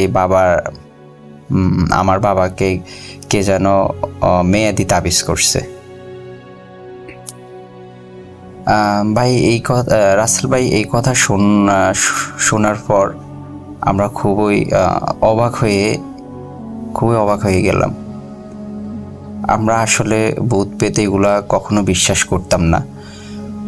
আমার বাবাকে অনেক ডাক্তার দেখানো হয়েছে, বাবার কোনো রোগ কোনো কিছুই ছিল না, ধরতেই পারে নাই কেউ। যাই হোক রাসেল ভাই, এই কথা শুনলে আপনিও অবাক হয়ে যাবেন। আমার বাবার মা, উনি তার ছেলের জন্য কালো জাদু করলো, মেয়াদি তাবিজ করলো। বাবা দিন দিন অবস্থা খারাপ হয়ে যাচ্ছে। পরে আমরা এক হুজুরের কাছে পরে আরেকজন হুজুরের কাছে গিয়ে এইসব জানতে পারি।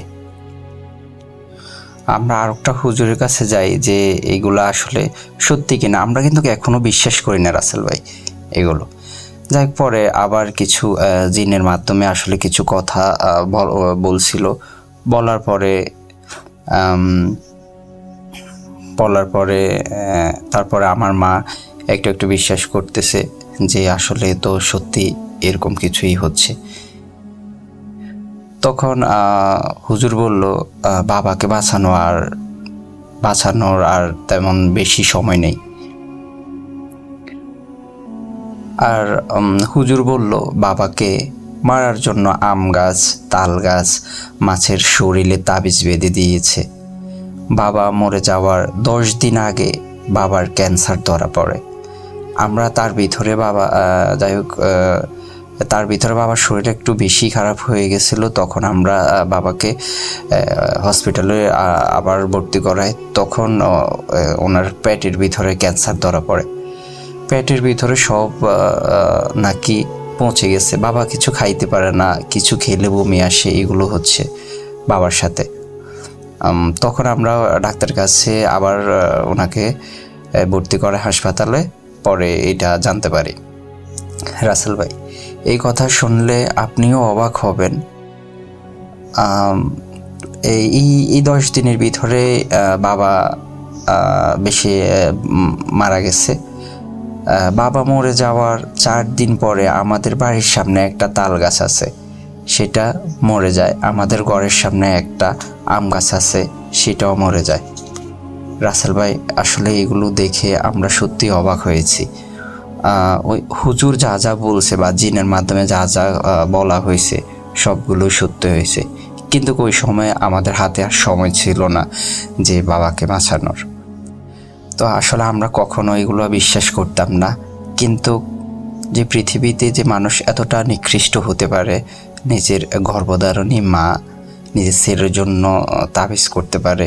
আসলে রাসেল ভাই, এইটা আমার মনে হয় যে পৃথিবীতে একটা বিরল ঘটনা। যাই হোক রাসেল ভাই, আমি আসলে আমার মুখ দিয়ে কথা আসতেছে না, তার ভিতরে যদি কোনো ভুলভ্রান্তি হয়ে থাকে আপনি ক্ষমার চোখে দেখবেন। বাবাকে তো আর ফিরে পাবো না, সবাই বাবার জন্য একটু দোয়া করবেন যেন উপরে বাবা ভালো থাকে। তো রাসেল ভাই, আপনিও ভালো থাকবেন, এই বলে আমি আমার কথা শেষ করছি। আসসালামু আলাইকুম রাসেল ভাই। Welcome back. তো এই ছিল আমাদের আজকের এপিসোড। আমি জানি না যে কেমন লেগেছে আপনাদের। প্রথম থেকে শেষ পর্যন্ত যারা শুনলেন তাদেরকে অসংখ্য ধন্যবাদ জানাই। যারা ঘটনা পাঠানোর কথা ভাবছেন তাদেরকে ধন্যবাদ জানাই, এবং একই সাথে যারা অলরেডি আমাদের চ্যানেলটি সাবস্ক্রাইব করেছেন তাদেরকেও ধন্যবাদ জানাই আন্তরিকভাবে। এবং যারা এখনো পর্যন্ত সাবস্ক্রাইব করেনি তাদেরকে অনুরোধ করব যে দ্রুত সাবস্ক্রাইব করে ফেলুন। আমরা আজকের মতো বিদায় নেব। আমি জানি যে অনেকেই চান যে এই রোজার মাসে যে এপিসোডগুলো, সেই এপিসোডগুলো আরও লম্বা হোক, একদম মানে রাতের খাবারের পর থেকে শুরু করবেন আর সেহরি পর্যন্ত চলতে থাকবে। না, সেটা করা সম্ভব না, কারণ সবারই অফিস থাকে, সবারই কাজ থাকে এবং সবাই রোজার মাসে বেশ ক্লান্ত থাকে। আর আমার গলার অবস্থা বুঝতেই পারছেন, খুব একটা বেশি ভালো নয়। আমি বরং আজকের মতো বিদায় নেই। কথা হবে আবারও আগামী সপ্তাহে। সাথেই থাকুন আমাদের, কাছেই থাকুন আমাদের, সেই প্রত্যাশা রেখে আজকের মতো বিদায় নিচ্ছি। আল্লাহ হাফেজ।